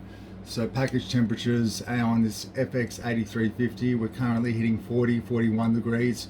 We're at 4.415. We've hit 4.438, 4.415 on all 8 cores, 4.415 on all 8 cores. With package temperatures, we've hit 42 degrees. CPU fan is revving up. CPU temperatures 47 degrees high so far. Cores are at the 43. 100% utilization, as you guys can see. If we go up a little bit here, V-core is very stringently set at a minimum 1.344 volts, 1.356 volts. We are going to try to lower that voltage. For some reason, I don't understand why the reading on the wattage for powers is only 43.9 watts when it should be topping out at 125 watts. But we got 665 then, when before we got 686. So something has occurred since then where the standard cooler, but cooling wise, I'll tell you right now, if you guys remember the differences, we hit a top of 51 Celsius, our package temperatures were 44 Celsius, and our core temperatures were 44 Celsius. I believe we hit 69 Celsius. So we were rolling hotter before then. We did get, it's in with margin of error, but we've got room to improve. The annoyance is the 20 or so points that we lost somewhere here, where we're gonna now increase the core count and there in turn increase temperatures, and as a result increase potential for, what do you call it? So what I'm gonna do is I'm gonna disconnect the internet real quickly, because I don't trust background apps running with the internet running in that sense. Wi-Fi can go off, and now we're going to, we should save it. We'll go back into BIOS. We'll just go into CPUz real quickly, and I just want to see if we're running in dual channel mode on memory. It is in dual channel, so that didn't matter where we placed it. It was posing spots, so I was right in my theorizing as well. So max TDP is 125 watts. We're not getting anywhere near that. Our core voltage is at 1.35. We're going to get a 32 nanometer. Core speed is variable. What I will do, so we're going to go to high performance. I'm going to go into BIOS and just change a couple more settings. So we're going to stop it there, and I'll be back with you guys later on discussing what's happening and how we're going by trying Valorant and Apex Legends and whatnot, okay? Okay. So I apologize for the fanage and whatnot. So currently we're just downclocked, and we got our, within margin of area, our highest is 686. We got 684 on the Cinebench R15 just now with 4.42 gigahertz, so the same as the stock settings that we did with the cooler, but the difference is our cooling temperatures, even though it's raised about 8 degrees in the room since then, CPU's at a maximum hit of 49, package temperatures 42, core temperatures 42, where before I'm pretty sure we were at 68 or 69 degrees.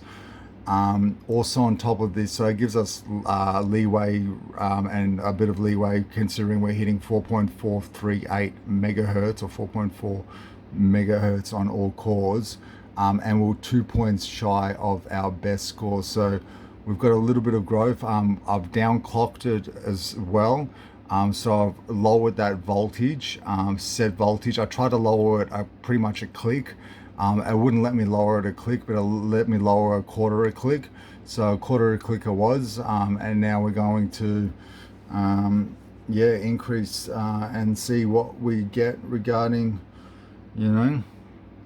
how far we can push it within reason. It's a good day to do so because ambient temperatures are warm, so it'll stop us before any moment of uncertainty on safety for stability for long-term 24/7 overclock, because essentially what we're going to try to do is see how Valorant and Apex Legends will run once we got a decent, easily obtainable overclock set up on the system. So let us close that, so save that benchmark, Do you want to override the existing?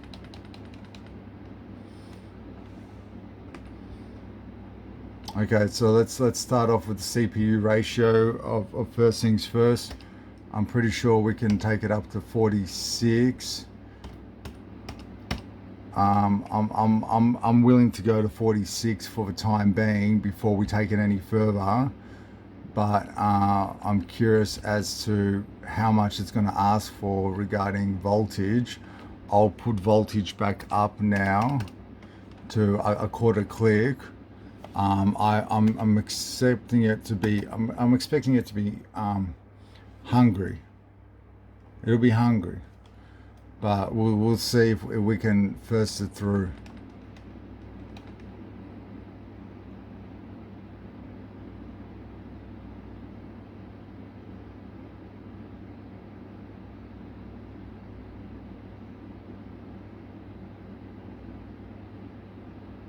Come on, baby.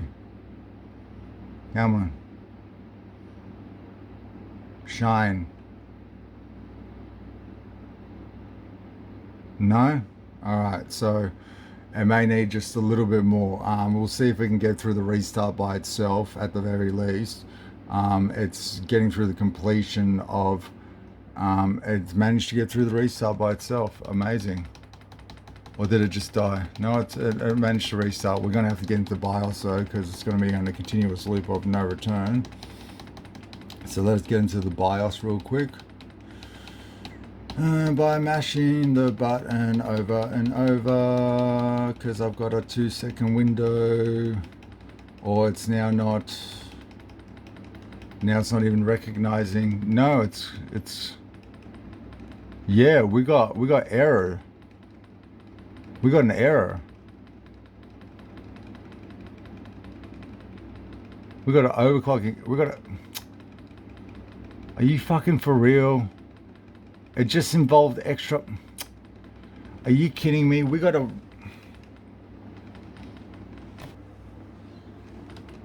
Nah, it's got the red light of death.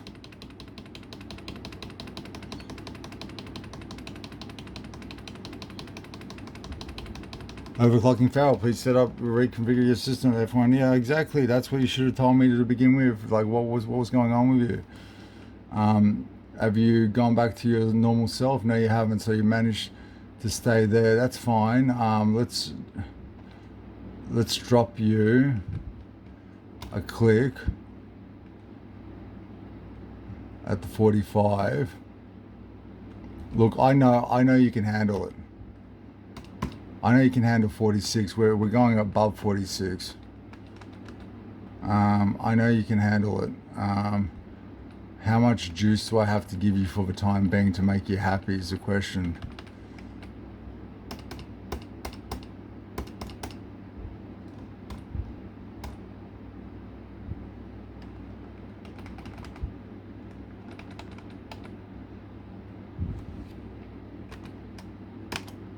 Let's have a look.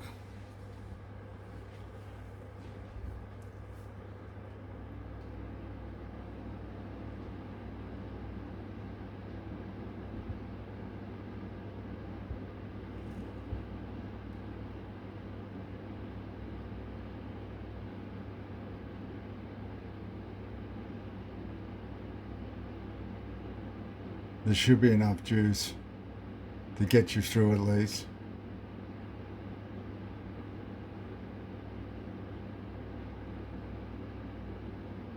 Yep, you're a little bit happier with that one? I should say so. There's enough juice there to goddamn shock a goddamn electric eel back to life. You know how much of a charge they hold? Jesus Christ. You freak. Let's have a look at how you roll handling a couple of applicatory tasks such as that and that. We'll minimize that and we'll run that straight away, so we're not worried about the score, we're worried about you not crashing. And also temperatures.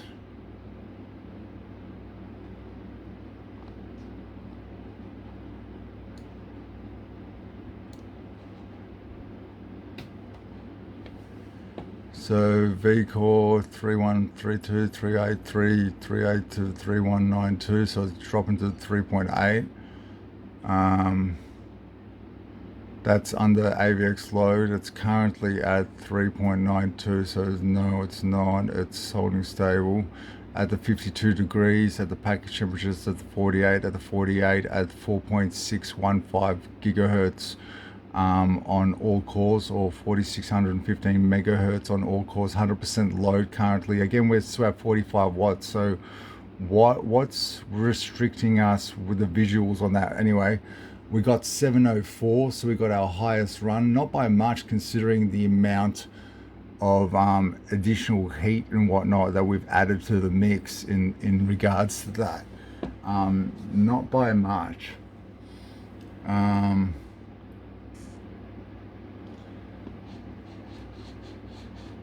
704.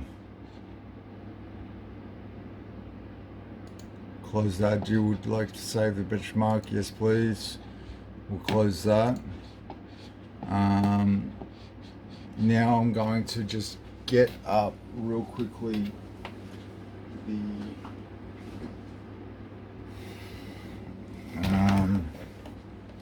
so back to it. So let's go power, restart.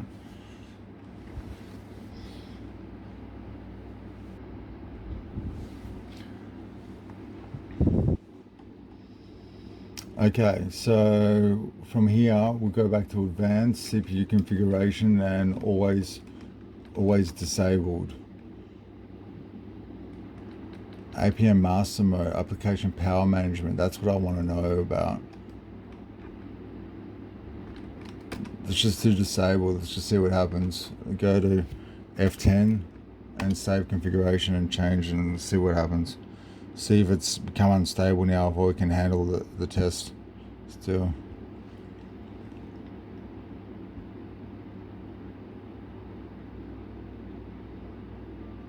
Nothing's changed. It should, nothing on a technicality has changed.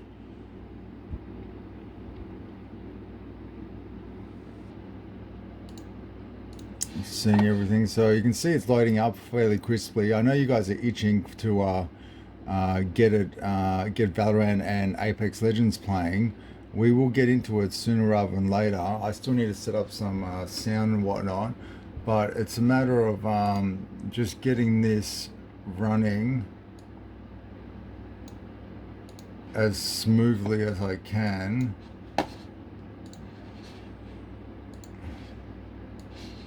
It's a shame it can't retain its memory here, which sort of sucks.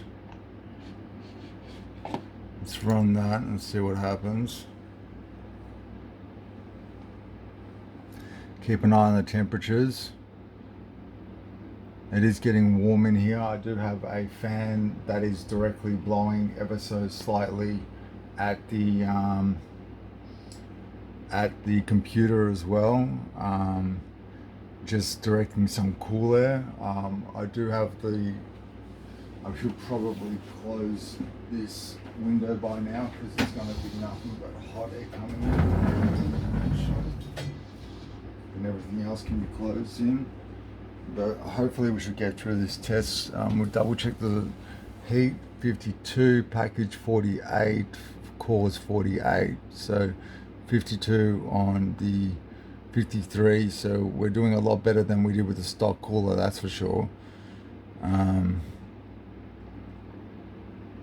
we got our highest score again at the 4.62, so we did not go up, we just increased wattages and whatnot of the availability. And speaking of that, did we get an increase? No, we've lost the system utilization verification on how much watts we're even pulling, which is annoying. But we went from 704 to 715, so that is nice. That's a nice little jump without actually going up. So we're gonna, would you like to save this? Yes, no, new. We got a bit of play in us. power restart. For 24/7 overclock, I won't take it much higher, but I can take it up to 1.5 volt, which I wouldn't recommend. It'll be in the red, but it's something that could be considered. We're going to go to 48 at the 24 multiplier. Now we're going to go to 45 for the time being. Turbo core ratio, turbo core enabled, auto core, PCI frequency. I should probably disable turbo core technology. We might disable that in a second. CPU NV voltage. So we're going to go up to 1.4.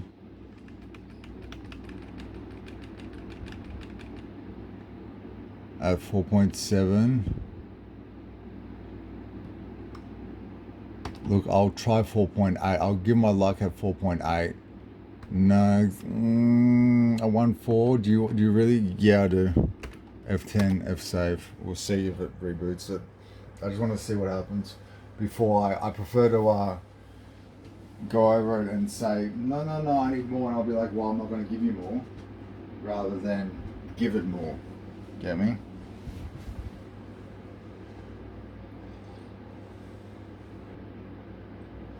Moment of truth. Come on, baby. Oh, it's thinking. It was thinking. It really was thinking it. What happened? What's going on? What have you decided? Well, you have to decide something. So which is it? What's happened? Where are you going from here? Buddy, you can't just go black on me. Once you go black, you can go back, all right? Just go back. Go back, please. Please. No, seriously. Come on, man. This is not the way you behave when you overclock. This is not overclocking behavior. Do you understand? I am...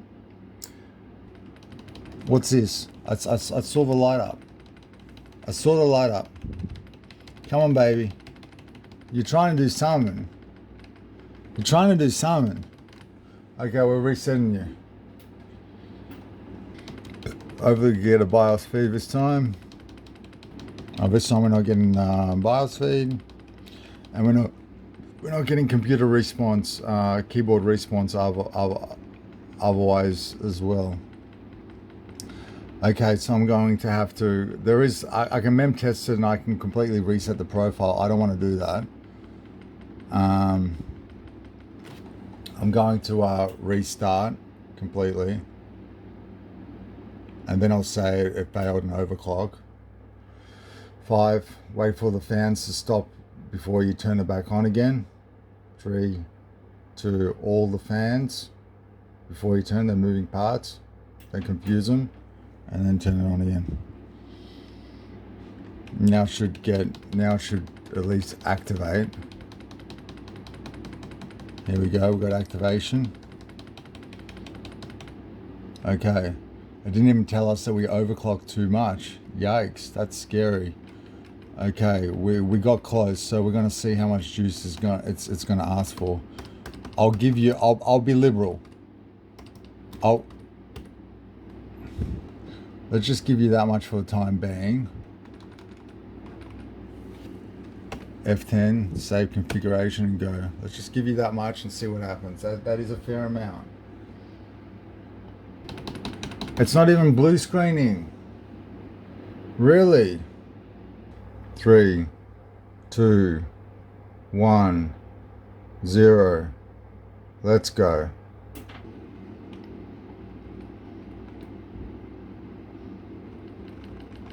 I'll give you some we'll see what it takes. I think that should be fucking plenty.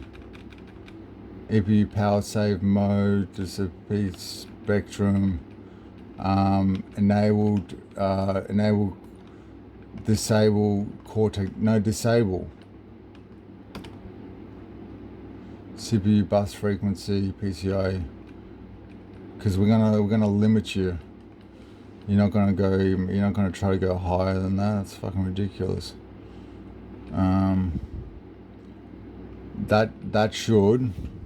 That should give you enough juice to at least get going. That should at least get you in there. You know what I mean? What's gonna happen now? What are we gonna call you? I'm gonna give you a name.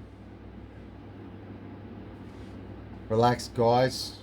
Preparing automatic repairs. So we may have corrupted Windows. This is gonna suck if we've corrupted Windows on a attempted overclock. It's gonna be a pain in the ass if it recorrupts the corrupt.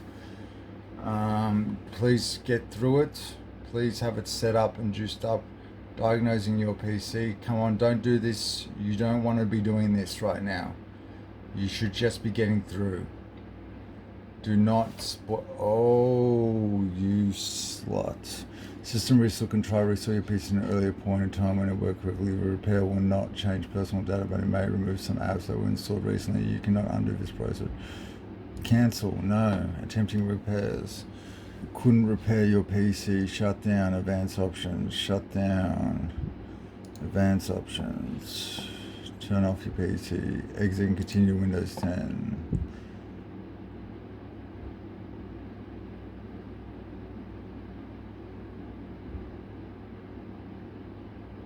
There we go. That's much better. Thank you very much.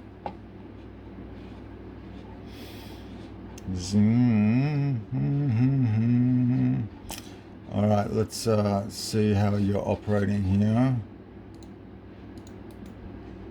Task Manager, Performance.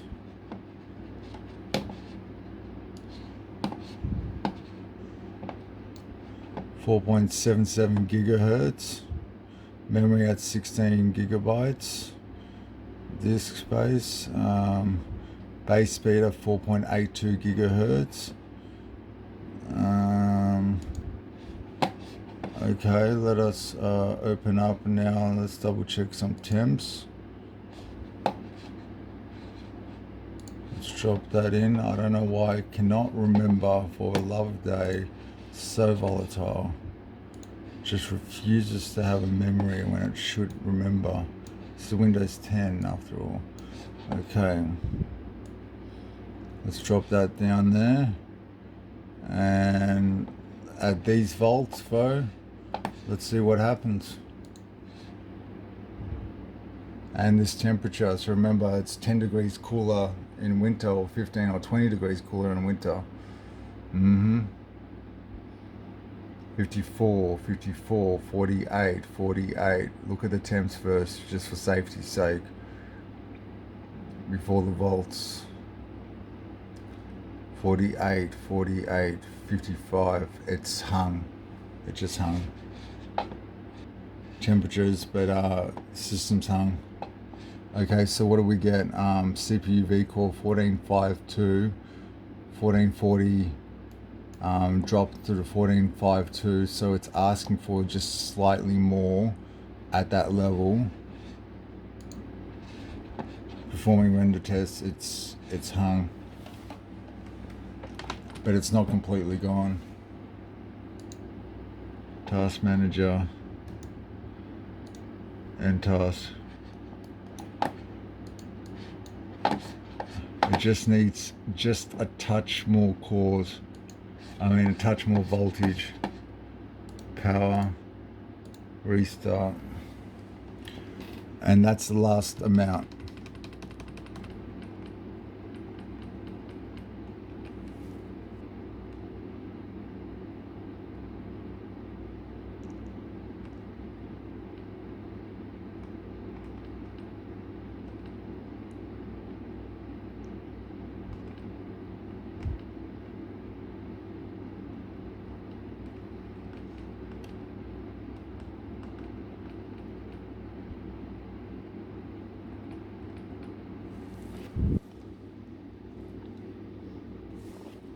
F10, save.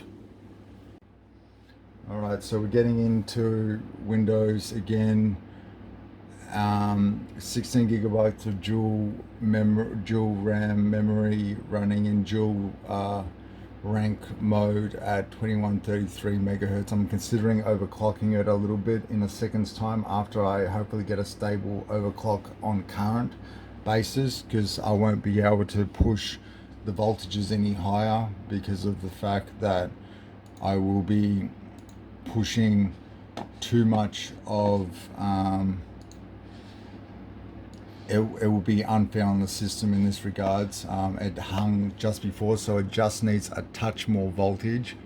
Hopefully it can get through it this time around.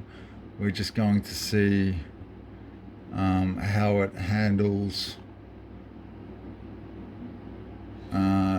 the run this time. It should be able to run through it, I believe, unless something else was inhibiting us. Where our package temperatures are 54, this will rise ever so slightly, but we'll see how cooling will get picked up. Cooling CPU fan 1182 RPM, so it's gone up to 1216. It is subsequently going up from a low of 983, 57 Celsius. Maintain yourself, buddy. Maintain yourself. You've got enough juice there to get you through. Application error, can be found under user bug, data roaming. After clicking OK, project files will be saved as bugger. It's just, it's still running everything else. This is at the 4.8 gigahertz. I just don't want to give it any more juice. Alright, we're going to give... I'm reluctant. I want to lock you out at 4.8 and then try to do some memory overclocking further still. I'm getting into the BIOS very quickly, I'll tell you that much.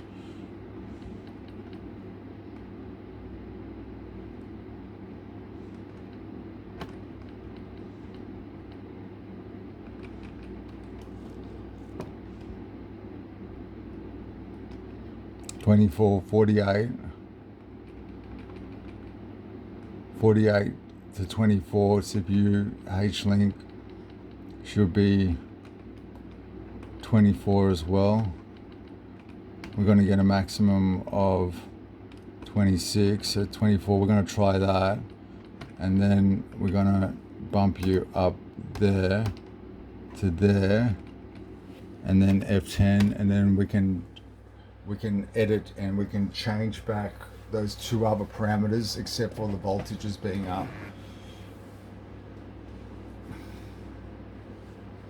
So those are, I'm adding two more parameters into the mix where you only want to always change one parameter at a time. But I'm just trying to speed up the process just a little bit here. It should be able to get in fine. The parameters which I set, instead of being auto, are locked into what they would have been auto chosen to anyway. Like, I've just locked them in, so there isn't any debate, there isn't any consideration or thinking here. Okay, so let's open up real quickly HW monitor again. Let's open up Thingo. I need to be able to physically see everything running.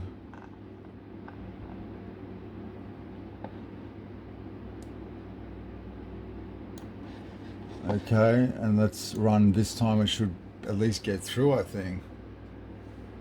Has to get through. Temperature wise, I'm going to be sort of dropping it out at about this point. I'm going to say enough's enough.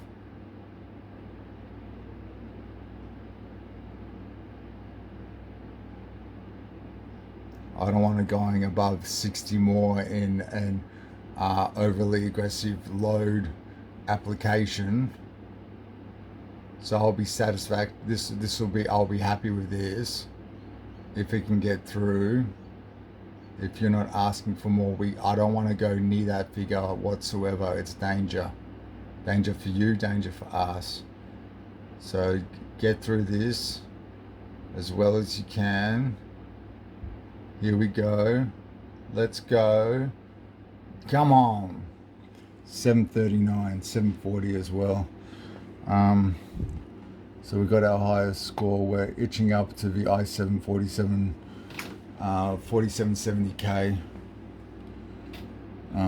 as well. But this is at 4.82 gigahertz currently, and I think with 62 degrees at the package, 62 degrees at the cores, 65 degrees on the CPU then. So it's dropped back to 31 on the main board. Maximum RPM's 1247. I'm going to double check that the RPM on the fans is getting dicked up to like 100% essentially. That's probably, we can take it a little bit further still. We still can take it a little bit further. I'll probably say to 69, but I don't want to take it that far. I want it to maintain an overclock that is a bit more, that's a 24/7 overclock, and this is at 100% load. It is only Cinebench R15, but Cinebench R20 will take it up to about 66, 67 degrees potentially, as it's a longer synthetic AVX load in that regards, if it will do it. But what we'll do is we will just try the memory overclock real quickly here, ever so slightly above profile.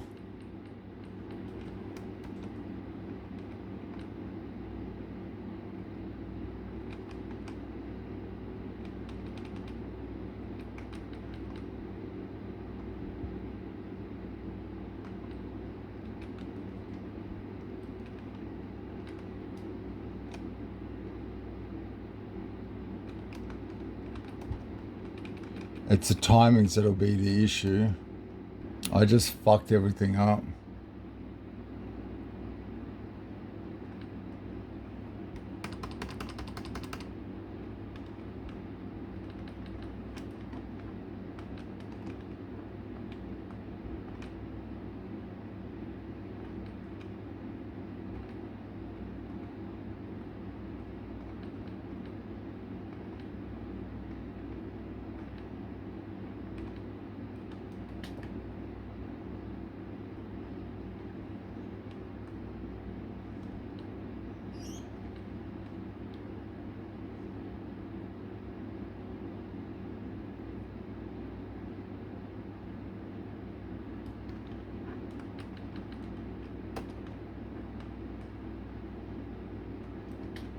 Let's go with 130% for the time being.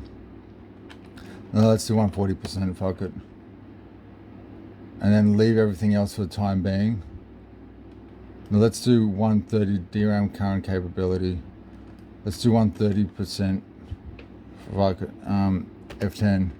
Save configuration, reset. Let's go. Let's go. You should increase DRAM frequency if you're trying to bump it up further still. I didn't like the memory changeover. I did not like the memory changeover, that's for sure. We can hit memo K, or we can turn off and back on again instead. Okay, let's go. Let's get in there and let's undo the memory change, and then see if it'll still apply with the CPU applicable loadings. F1, yes, thank you. Okay. So memory's been defaulted back to usual. DOCP profile 1. Turbo core 24. 2133.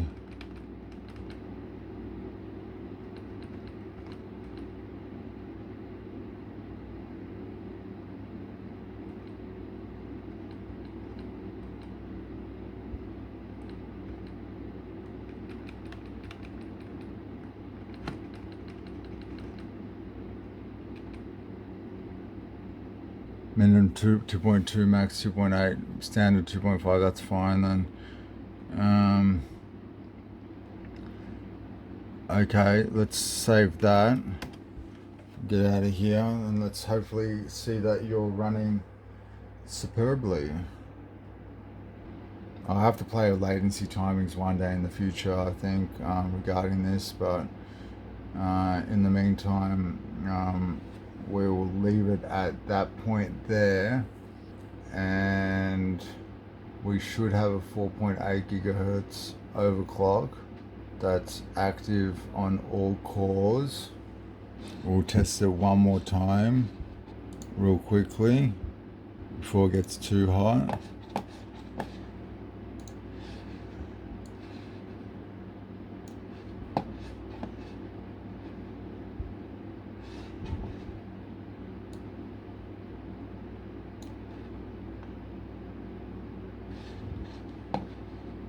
Run.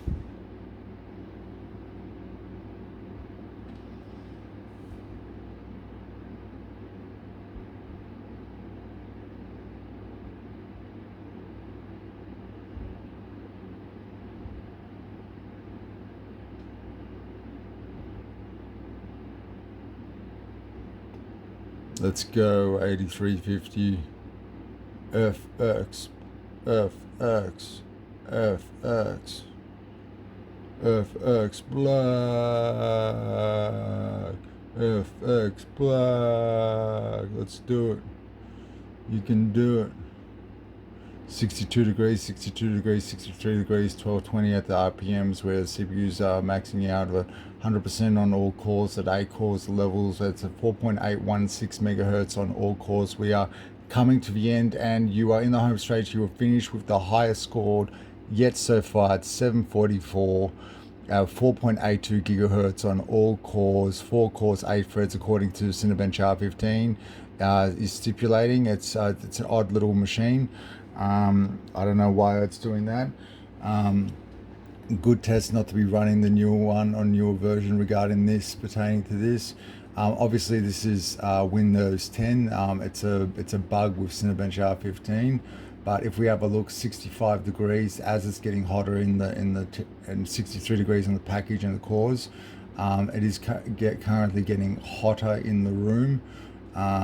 So I'm thinking that about does that. I'm going to quickly run an OpenGL run as well, just real quickly. Actually, we'll open that up while it's loading the render, just to get a better semblance of. I might need I might need an updated graphics drivers, but before I do, I might just get some semblance of what's actually running here and how it's running. So here we go, peoples. So OpenGL run. I'm just feeling for the heat out the backside. As you can see, the GPU, I mean the CPU ain't running at that 100% now or anywhere near it. It will on Apex Legends, it will at times hit certain amounts. It'll be interesting how it operates there. Next things next is we're going to upload and we're going to update everything, because we're getting a stable overclock here that's being made apparent somewhat in that sense. And we've got 97 frames per second. So with OpenGL, we've got a score of 744 744 and 97 frames FPS on the dot for this 4-core at the 4.82 gigahertz with a GeForce GTX 1050 Ti. Okay, so we got Wi-Fi working as well, by the way, but we're gonna now check whether. So I haven't got it loaded up through Steam. I've got it loaded up through Origin, which sucks.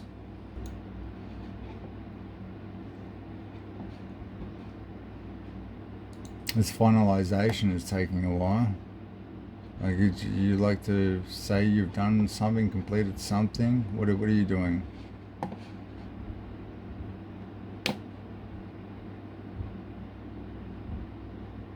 So 1.1 gig here to download. We'll get that sorted, and then we'll get the applicable.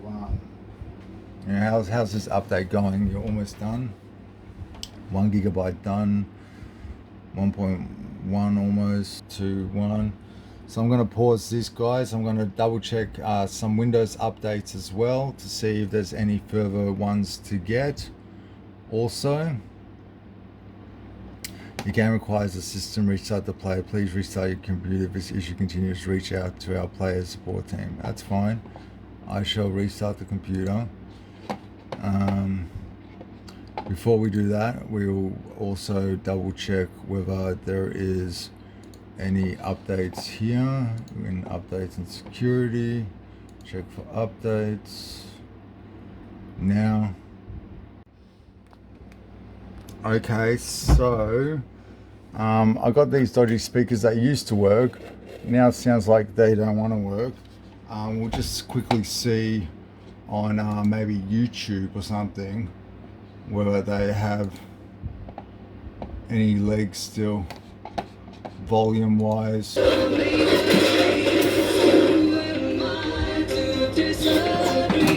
Now what we are going to do is I'm going to, because I'm a controller man, so we're going to have to set it up with additional lot of messing around. First time starting Apex Legends for a while. You're going to have to change some settings, make sure it's at the moment running at over 2,000 frame rates per second, so that's clearly not quite right. We have to go into settings, so to get into settings you have to get into the game.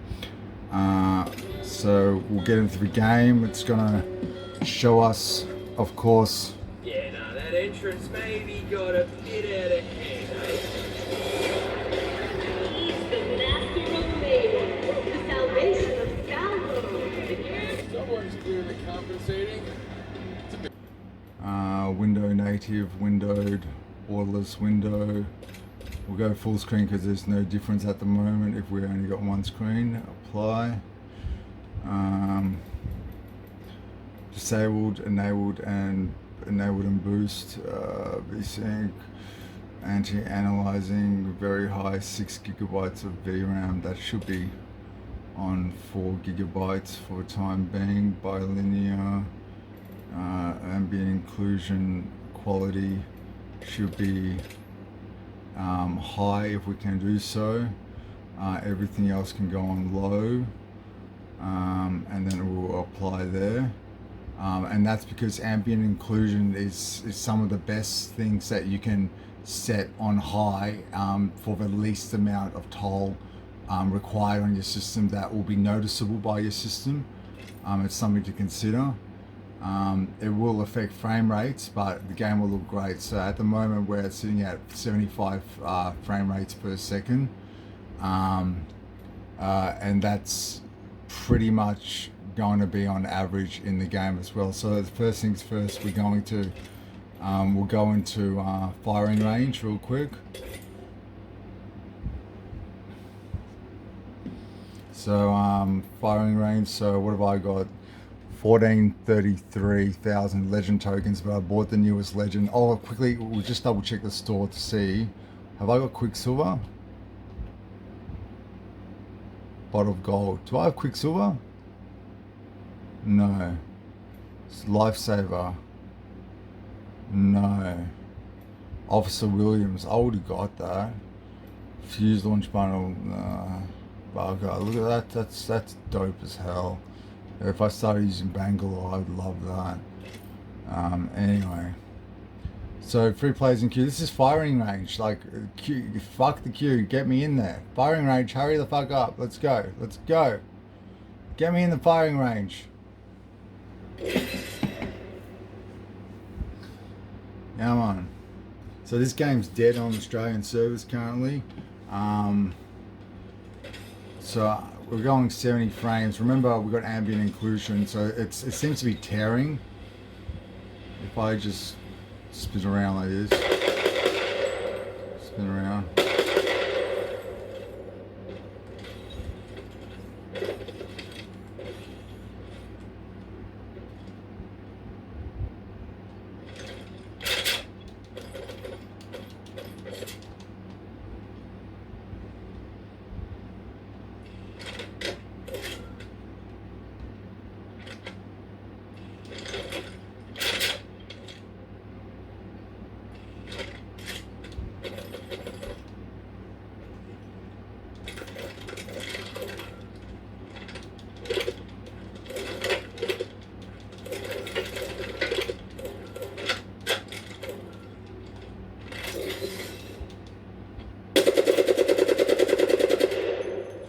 So it's at 55 frames with ambient clicking on.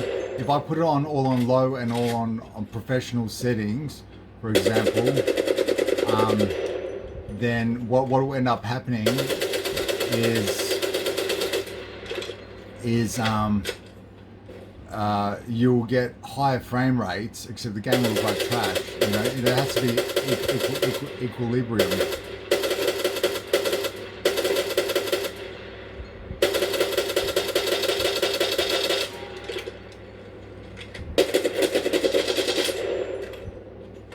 Sometimes you just need a decked out weapon.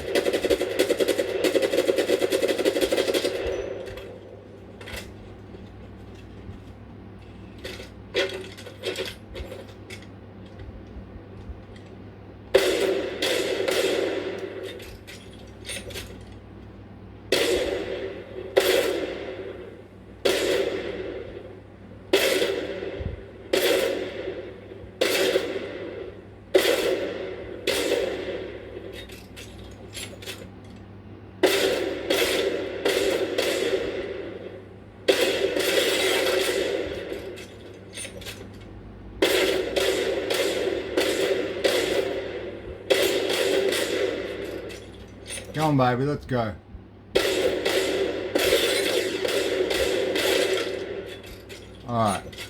Alright, so you can see that the game actually seems to work. If we just try one more thing real quickly. I want to try jumping on a trident and seeing how it operates.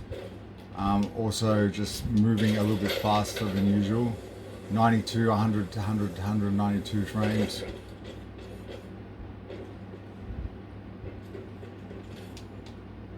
Oh my god, was there lag or what the hell just happened then? Come on.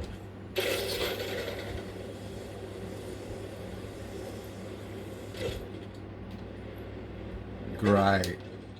Alright, let's return to lobby. Okay, so we can see we're getting 66, 68 frames, 69.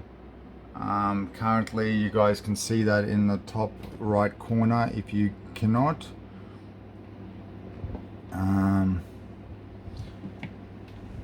and this game is notoriously a lot heavier. If I had a second screen available, I could show you guys how heavy it is on the CPU. It is notoriously heavy on the CPU. In fact, what I will do is I will window that for the time being. I will put on the monitoring software. It'll be monitoring in the background. Okay. I will view, clear min max it, and now we'll see how it behaves after we come back to it after a little bit of Apex Legends for a minute. So we'll get out of firing range. We're going to have to exit to desktop, unfortunately. And we're going to have to re-enter Apex Legends through a different server, because unfortunately we're not going to be able to get into a server.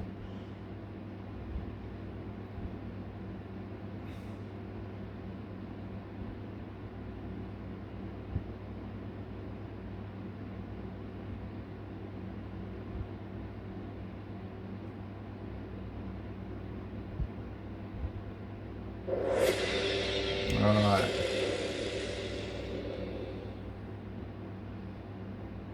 Give that a go. Anniversary 5-day. What's a tracker? Oh, Spitfire skin. Yikes. Oh, that would have been nice. Oh, 3 Apex Max. What's this? Oh, happy anniversary. It's all by everyone. It's not fair, guys. I haven't had a chance to play. I haven't been playing. I'm gonna put on something really cool like Gold Rush. Like, yeah. I'm gonna put on some cool clothes. Fuck this shit. I'm gonna put on some sick shit. You know what I mean? Like, yeah. Let's go. Let's go. Let's fucking go. Yeah. No, actually, we need to be as small as we can. need to be as small as we can. So fast fashion, maybe fast fashion. Holy hotshot. Go holy hotshot for the time being. Demon Hunter. We'll just go Demon Hunter. No, we'll go heatsink. We'll go heatsink for the time being. Neural net. Go heatsink for the time being. Hopefully people won't see us flashing like we'll be dark as. Let's go. Let's go. Daredevil on the small screen. On the small screen, guys. I'm not used to these 20, what are they? 24 inch, 27 inch. I don't know what these screens are, but it's too far away from me. See, do you notice that it takes a little bit of a loading time to just load those assets, which is weird. It doesn't make sense considering how it's set up, frankly. Skimmed up and ready to burn.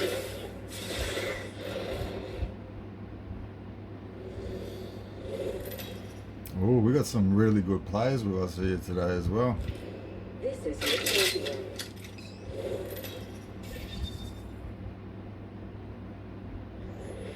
Daddy Exo. Ooh. I'm the jump master. Well, I'm gonna just decline for the time being. Hopefully they won't force me to run it. Let's get the replicator zones. Han Pavelski. Next time. Come on. Normally I play under. _Hero 47 says. Mana I adopt. Normally I play under. ID _ Han Pavelski says. Okay. Normally I play under. What do you call it? Neville Bardos. Neville Bardos. But Neville Bardos is on my Steam account, so Robbie Astral's going to have to be played.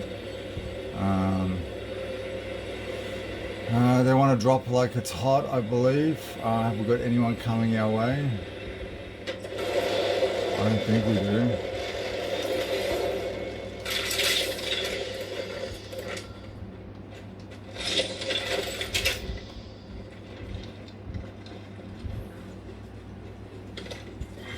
Round 1. Beginning countdown. First blood. Havoc here. Yeah, now we're talking. Let's do this. Got a hopper here. Turbocharger. Evo shield here. Level 2. Black ammo Bring that here. here. Thanks. I haven't played this in so long. So we got about 67, 75 frames per second. I'm gonna try to go where a couple of the players are at. See how it's going. With him around about 80, 90 frames. Do you want some extra stuff, dude? I'll leave the bucket out for you. Here you go, bro. Energy ammo. Anybody need energy ammo?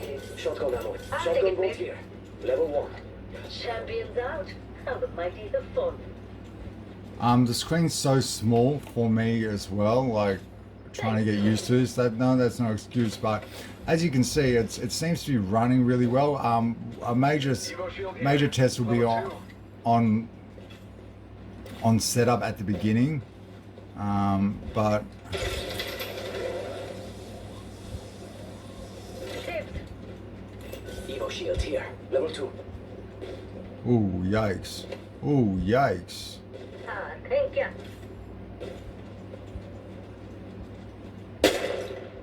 Oh, that was stupid.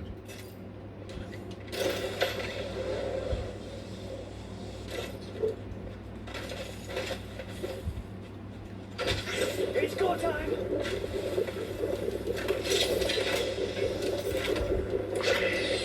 Hemlock here. Spitfire here. It's a bit. There seems to be a cut. It shouldn't be doing that, 1 minute frankly. until close. Rings nearby. Eva shotgun here. Save a shotgun here. Dibs. What do you think this gets you out of our bed? No way, gearhead. Heavy ammo here. 45 seconds. Range's not too far. I'm okay with that. Quick to Browning. You'll get wrinkles.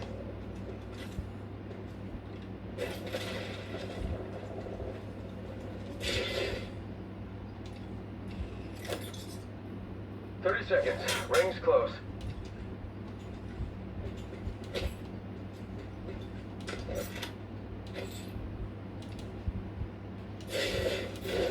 Don't be afraid to look at your map. Where are they?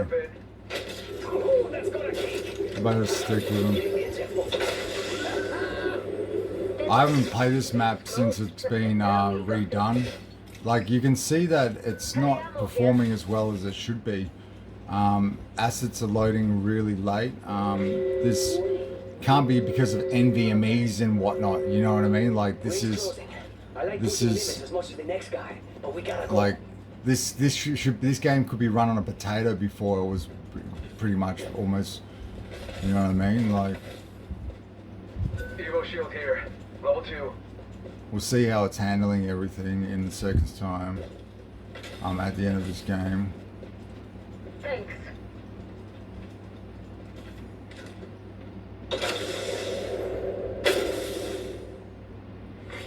Attention, delivering care package. Yo, we should def check out that Evo shield here. Level 2.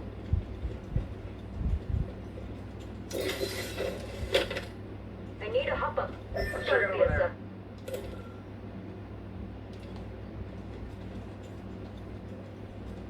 Why are we splitting up? Why did you guys split up so drastically? What are you doing? Faster, faster, faster.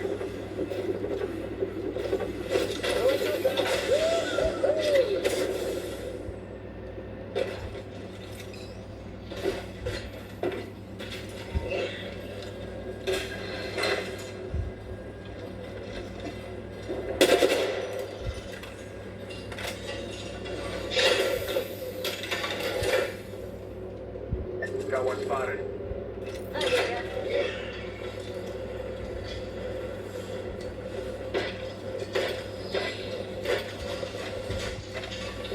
Enemy spotted. Small. Never mind, sorry. There's something good here.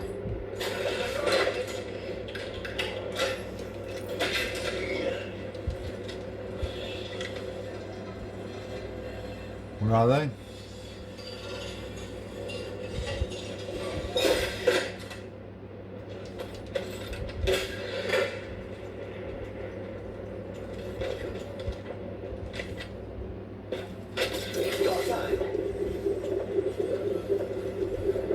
No one's checking the air. Don't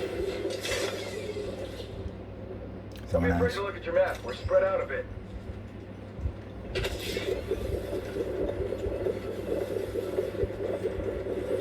Barrel stabilizer here. Level 3. Oh, you think this gets you out of our bed? No way, gearhead. So it's 54 frames. Oh, I missed the jump. Jesus, I was looking at the frame count. 55 frames. I really should get some frame monitoring software. I did have some, but I just Revertuner and I haven't set it up. 58 frames, going real quick. It seems to be tearing shitload. It shouldn't be doing this tearing. It should be seamless regardless of Hero 47 says. Pig Mirage. ID _ Pavelski says. Apanya.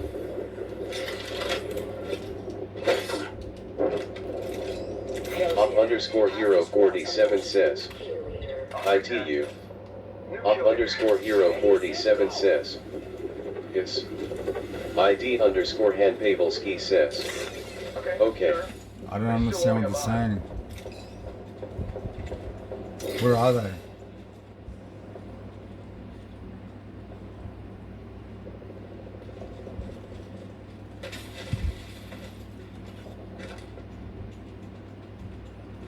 There's something good here. I'll run into him with grenades and I'll die instantaneously. That's what will happen.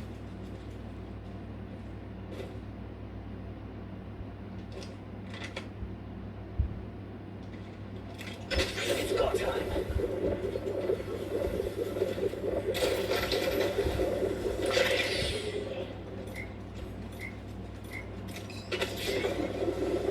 Enemy on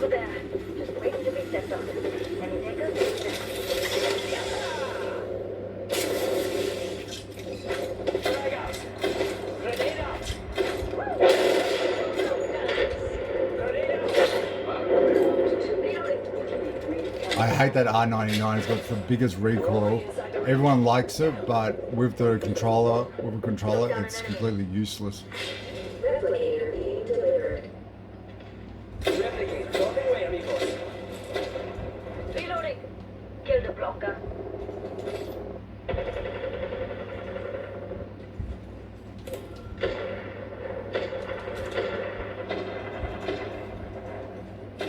I can't get stereo sound sounding good at the moment. Shooting at me. Enemy taken down.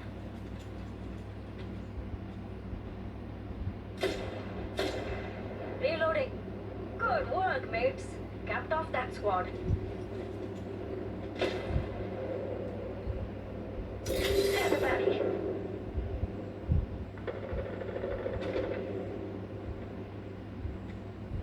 Tossing a frag.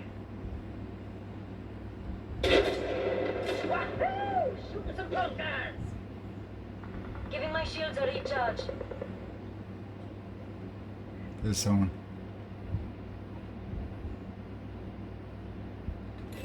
You're spotting someone out there.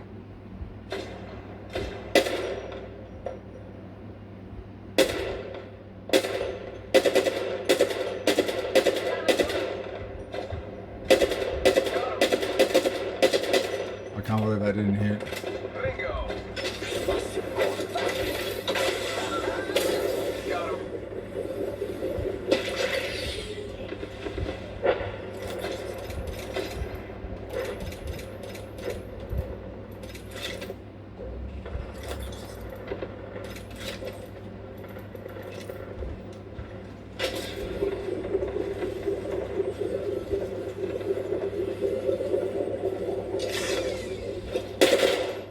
Oh my god, can I stop being so trigger happy?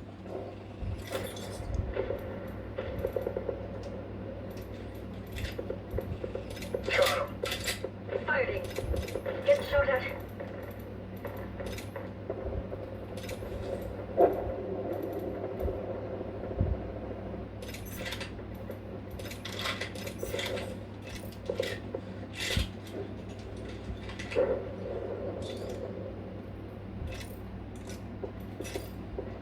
Someone's going. Opening fire. Got him.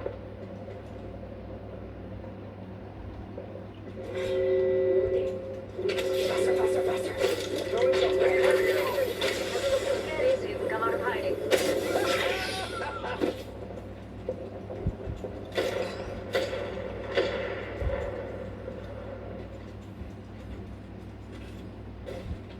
Charging my shields.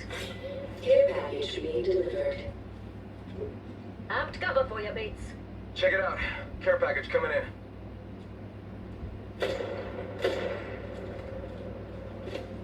I should have got some grenades. Fucking hell, I'm so trigger happy because I've got the I've got the desk around the wrong way.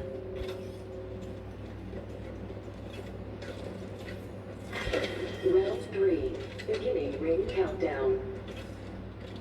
Good. Inside the next ring. Attention. It'll be coming from all our fronts. We're fucked. Replicator here, falling down. Fighting. Reloading. These guys are good though. Well, at least they're keeping him at bay for the time being.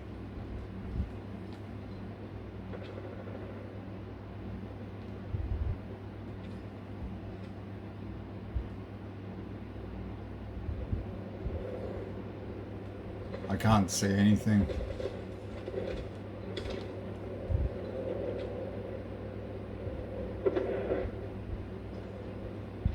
Target spotted.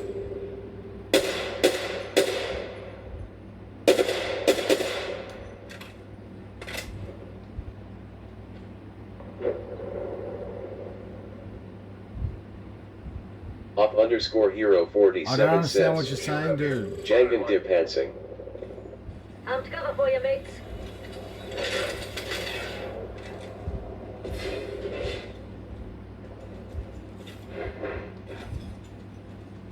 Got a care package over there.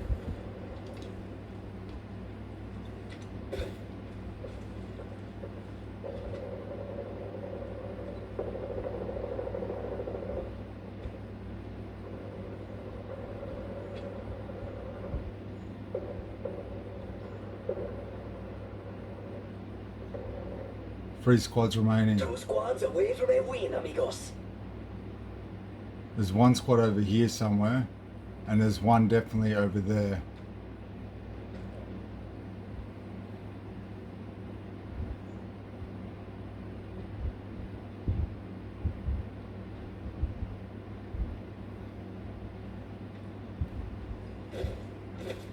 So 72 frame rates a second. I'm gonna push. Optics here. Float rate. Oh, yeah, we're already inside the sex string. Yo, we should def check out that care package.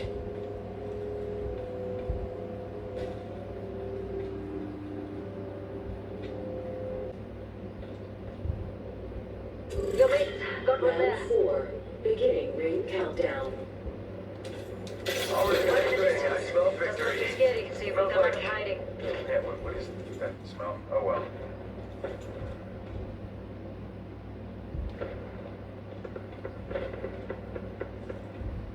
Firing. Putting up some amped cover.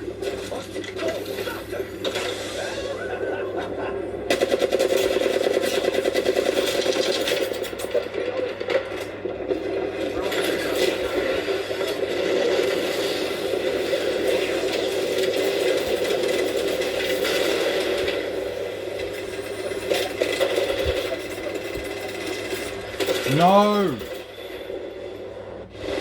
I was so close to recovering. So the goal is to recover instantaneously because you got no chance otherwise. The guys had to push. The guys had to push. I can't believe I didn't hit. It's because I'm not used to the screen size and the perception and the depth. But look, we can see now 61 frames, 74 frames, 75 frames, 82. We can get a closer eye look.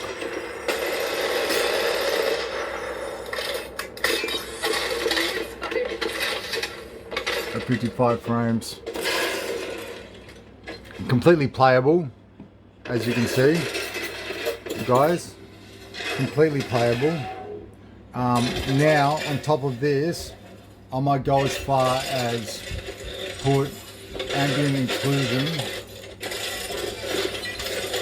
This is an Nvidia Reflex as come in. I might put ambient inclusion to medium. Apply that.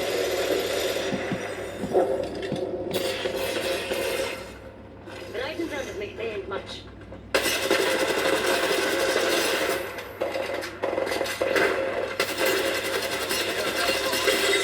Oh, let's go, guys. Let's go. Let's go. 3 squads remaining. These 2. I thought I'd push. If I managed to kill 1 or 2, like, I just didn't get a chance. Like, that's unfortunate.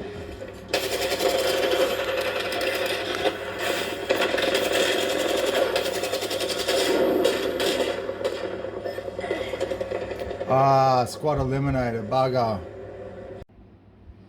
Yeah, so terrible. I would have said that was a warm-up by me, but at the same time, first game I played in God knows how long, managed to finish top 3, but didn't really do anything.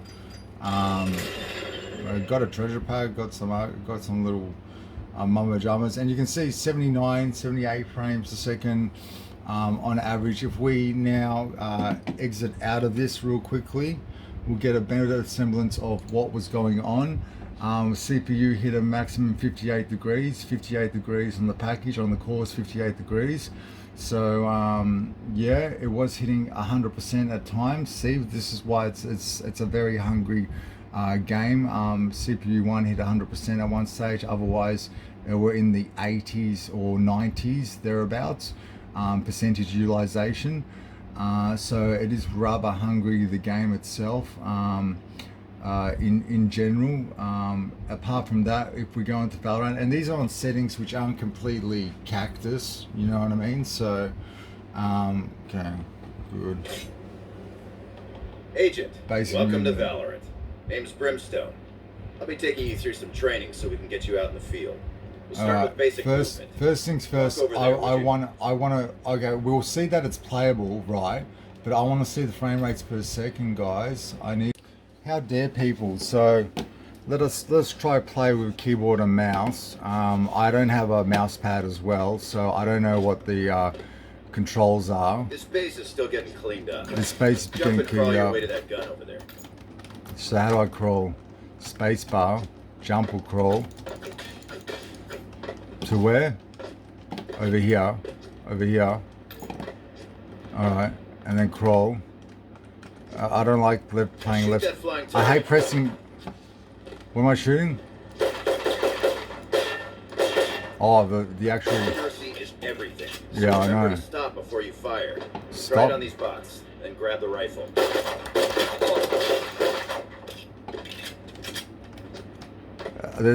Why is there such like lag?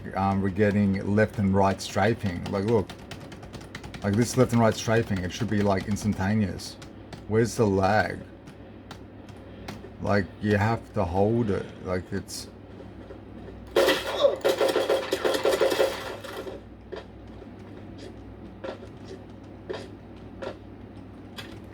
Get the rifle. All right, Agent. 3 more. Position yourself so you How do I- only how do I fight one at a reload? time. Get Ah. aim down sights for a closer look.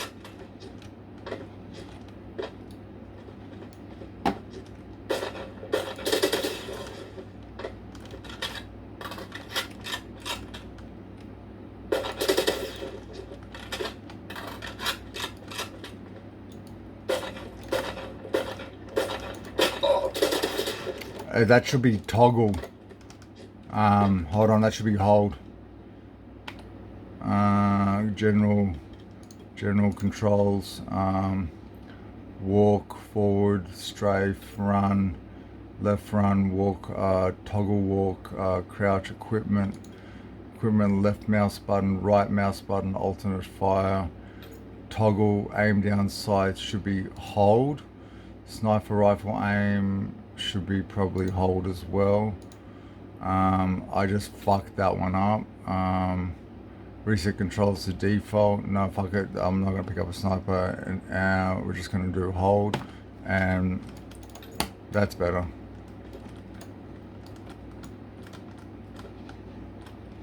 So great work. Head right click to aim down sights. Ahead are 3 bots. Positioning yourself so you only engage them one at a time. I just want to. The next bot can't see you, but it will hear you. Walk slowly so it doesn't detect your footsteps. Then take it by surprise.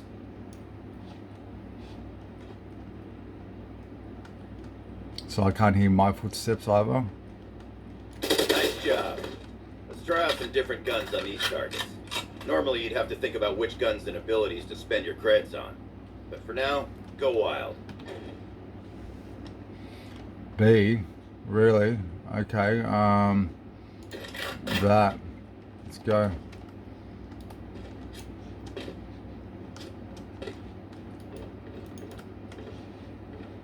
Take this time to check your settings. Adjust your aim sensitivity. Review your keybinds. I want everything to custom fit.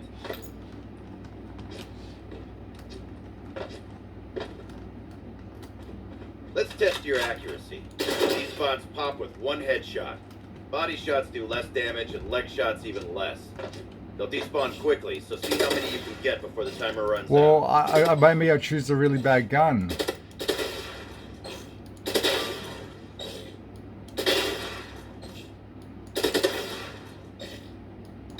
I'm fucking shit at this game, man. I'm shit at like keyboard and mouse. I haven't played keyboard and mouse in over like 5 years or something, maybe like 10.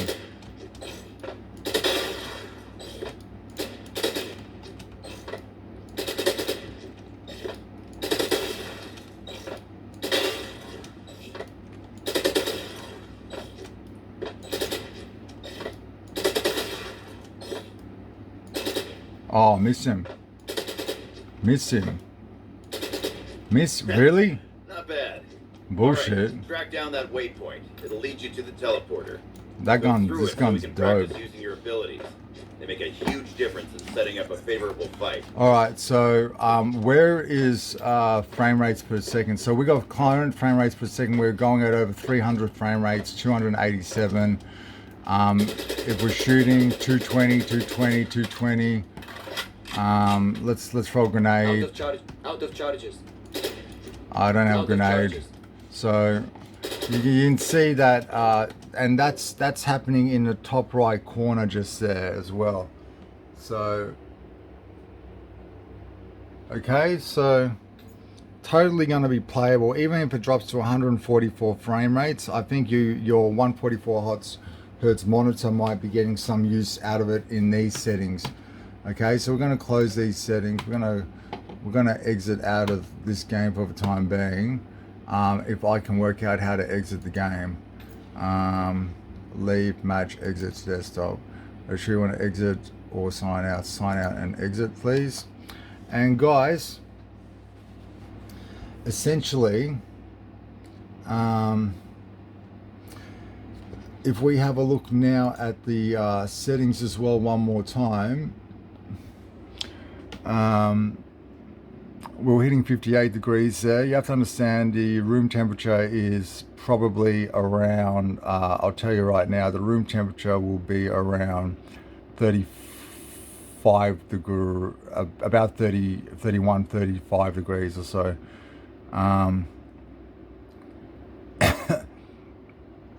So 90% utilization on all, 93% utilization on GPU, and yet it's 300 frame rates per second. So guys, this has been the FX 8350 chip, and $300 or less.